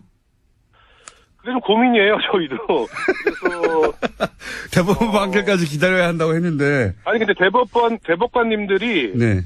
이 친구들 어차피 복직할 거니까 판결 안 해도 되지 않나? 이렇게 생각하실 수 있을 것 같아서. 예. 그 너무 유리하게 생각하시는 거 아니에요? 대법원 판결이 한 2년 3년 걸릴 수도 있습니다. 아니 벌써 2년이 넘었어요. 지금 2심 나온. 그렇죠. 예. 예. 그래가지고 일단 복직하라 그러면 못 이기는 척하고 복직을 못 이기는 척하고. 근데 이제 방금도 말씀하셨는데 MBC가 이제 독특한 문화가 있습니다. 보면 해직 상태에서 5년간 반드시 MBC로 돌아가겠다고 하는 경우도 그렇게 사실 흔한 경우가 아니고. 네. MBC 노조 파업 현장에서 이 김장겸 MBC 사장 회의만 들리니까 막 눈물을 흘리고 그러던데. 네, 어제 저도 그 자리에 있었습니다. 네. 그렇게까지입니까? 다른 직장 갈 수도 있잖아요. 저도 사실. 안녕하세요, 김호준입니다. 어제 박문진 이사를 통해 김장겸 MBC 사장의 해임안이 가결됐습니다. 김 사장은 자신의 해임안이 통과되자 공영방송 사장으로서 언론의 자유수호와 방송의 독립소임을 다하지 못하고 물러날 수밖에 없는 것에 사죄한다는 성명을 냈습니다. 최근 10년간 가장 웃긴 성명서입니다. 친박 핵심과 정기 모임을 가졌다는 김장겸 사장의 MBC는 탄핵 정국에서 태극기 집회에 참석 인원이 촛불 집회보다 많다고 보도하며 태극기 집회의 영상에서 사람이 없는 빈 공간은 잘라내라고 보도 지침을 내리고 최근까지도 메인 뉴스에 박근혜 허리가 아프다고 걱정하는 보도를 내보내는 방송이었습니다. 그렇게 박근혜 정권에 사람이 할 수 있는 최대치로 부역했던 회사 구성원 90% 그러니까 2,000명이 넘는 동료들로부터 MBC를 망친 주역으로 지목당한 당사자가 공영방송 독립을 지키지 못했다고 한탄하는 정신세계는 시사가 아니라 의학의 영역에서 다뤄야 하는 거 아니겠는가. 김호준 생각이었습니다. MBC가 이제 노조 파업이 곧 끝나겠네요. 그죠? 네, 이제 무한도전 같은 프로그램도 다시 볼 수 있게 될 것 같습니다. 이 사안은 저희가 잠시 후에 미니로 해직 기자 한 분 연결해서 짚어보기로 하고. 자, 첫 번째 뉴스는 뭡니까? 예, 다시 또 다스입니다. 이명박 전 대통령의 아들인 이시영 씨가 다스의 핵심 납품업체를 단돈 100여만 원에 샀다라는 JTBC 보도가 있었는데요. 이시영 씨가 2015년에 만든 회사가 있습니다. 규모 11억 원의 SM이라는 회사인데요. 이 회사의 지분을 75% 이시영 씨가 가지고 있습니다. 그런데 이 회사가 지난해 다스의 핵심 납품업체인 다온을 인수했는데요. 이 회사 같은 경우에는 연매출 규모가 600억 원인데 덩치가 훨씬 큰 회사를 이시영 씨 회사가 일종의 인수한 겁니다. 이건 이제 일요신문이 처음 파기 시작했던 사안이죠, 이게. 당시 일요신문의 특종이었고, 이제 JTBC가 이제 JTBC 표현대로면 한 발 더 들어가던가요? 예. 한 발 더 들어가가지고 또 다른 후속 특종을 낸 거네요. 이게 간단하게 요약하면은, MB, 예, 이명박 전 대통령 아들 이시영 씨가 유일하게 등기회사로 있는 회사입니다. 그러니까 유일하게 직접 소유한 회사라는 뜻이죠. 근데 이 회사가 자신의 회사 규모의 40배 가까운 다스 납품 업체 다원을 인수했다. 그걸 정당한 가격을 주고 인수했으면 네, 이상하지 않은데 여기까지는 일요신문이 보도를 했어요. 근데 여기서 이제 한 발 더 들어가가지고 얼마 인수했냐? 이게 특종인 거죠. 예, 100만 원에 인수했다. 공짜죠, 공짜. 연 매출액이 600억이고 그다음에 현대자동차의 벤더란 말이죠. 이러면 뭐 대단한 자산 가치입니다. 싸게 해도 몇백억에 사야 되는데 100만 원에 샀다. 네, 굉장히 비정상적인 거래로 보일 수밖에 없습니다. 이거는 뭐 불가능한 거래죠. 제가 아는 상식에서는 이게 가능하려면 몇 가지밖에 없습니다. 하나는 그 다스 실소유주하고 이 인수된 다원 실소유주가 같거나 그럼 가능하죠. 예. 아니면은 다스 실소유주가 예를 들어서 납품업체잖아요. 그러니까 무슨 원자재를 잔뜩 샀을 수 있지 않습니까? 예를 들어서. 그런데 갑자기 거래를 끊어요. 그러면 대금 지급을 못 하잖아요. 그럼 부도 직전에 갈 수도 있지 않습니까? 그렇게 일부러 몰고 와서 먹는다든가. 아니면 뭐 장부상 안 나오는 뒷거래를 했다거나. 그 외의 경우로 생각하시는 분들은 문자 주시고 어떤 경우에든지 간에 이렇게 하는 이유는 뭐냐면 다스 실 소유주가 다스가 아니라 이 SM이라는 회사를 통해서 그러니까 인수합병 또는 일감 몰아주기 그걸 통해서 재산을 승계하려는 거다. 이 방식이 이제 최근 진화된 재벌들의 우회 승계 방식이에요. 똑같아요. 예. 일감 몰아주기 계열사 인수합병 통해서 회사를 승계하는 거죠. 예. 이런 우회 승계. 다스가 그런 방식의 승계를 하고 있다. 그중에 딱 걸린 거다라고 네. 초강력 추정하는 바입니다. 저는. JTBC가 반론받기 위해서 여러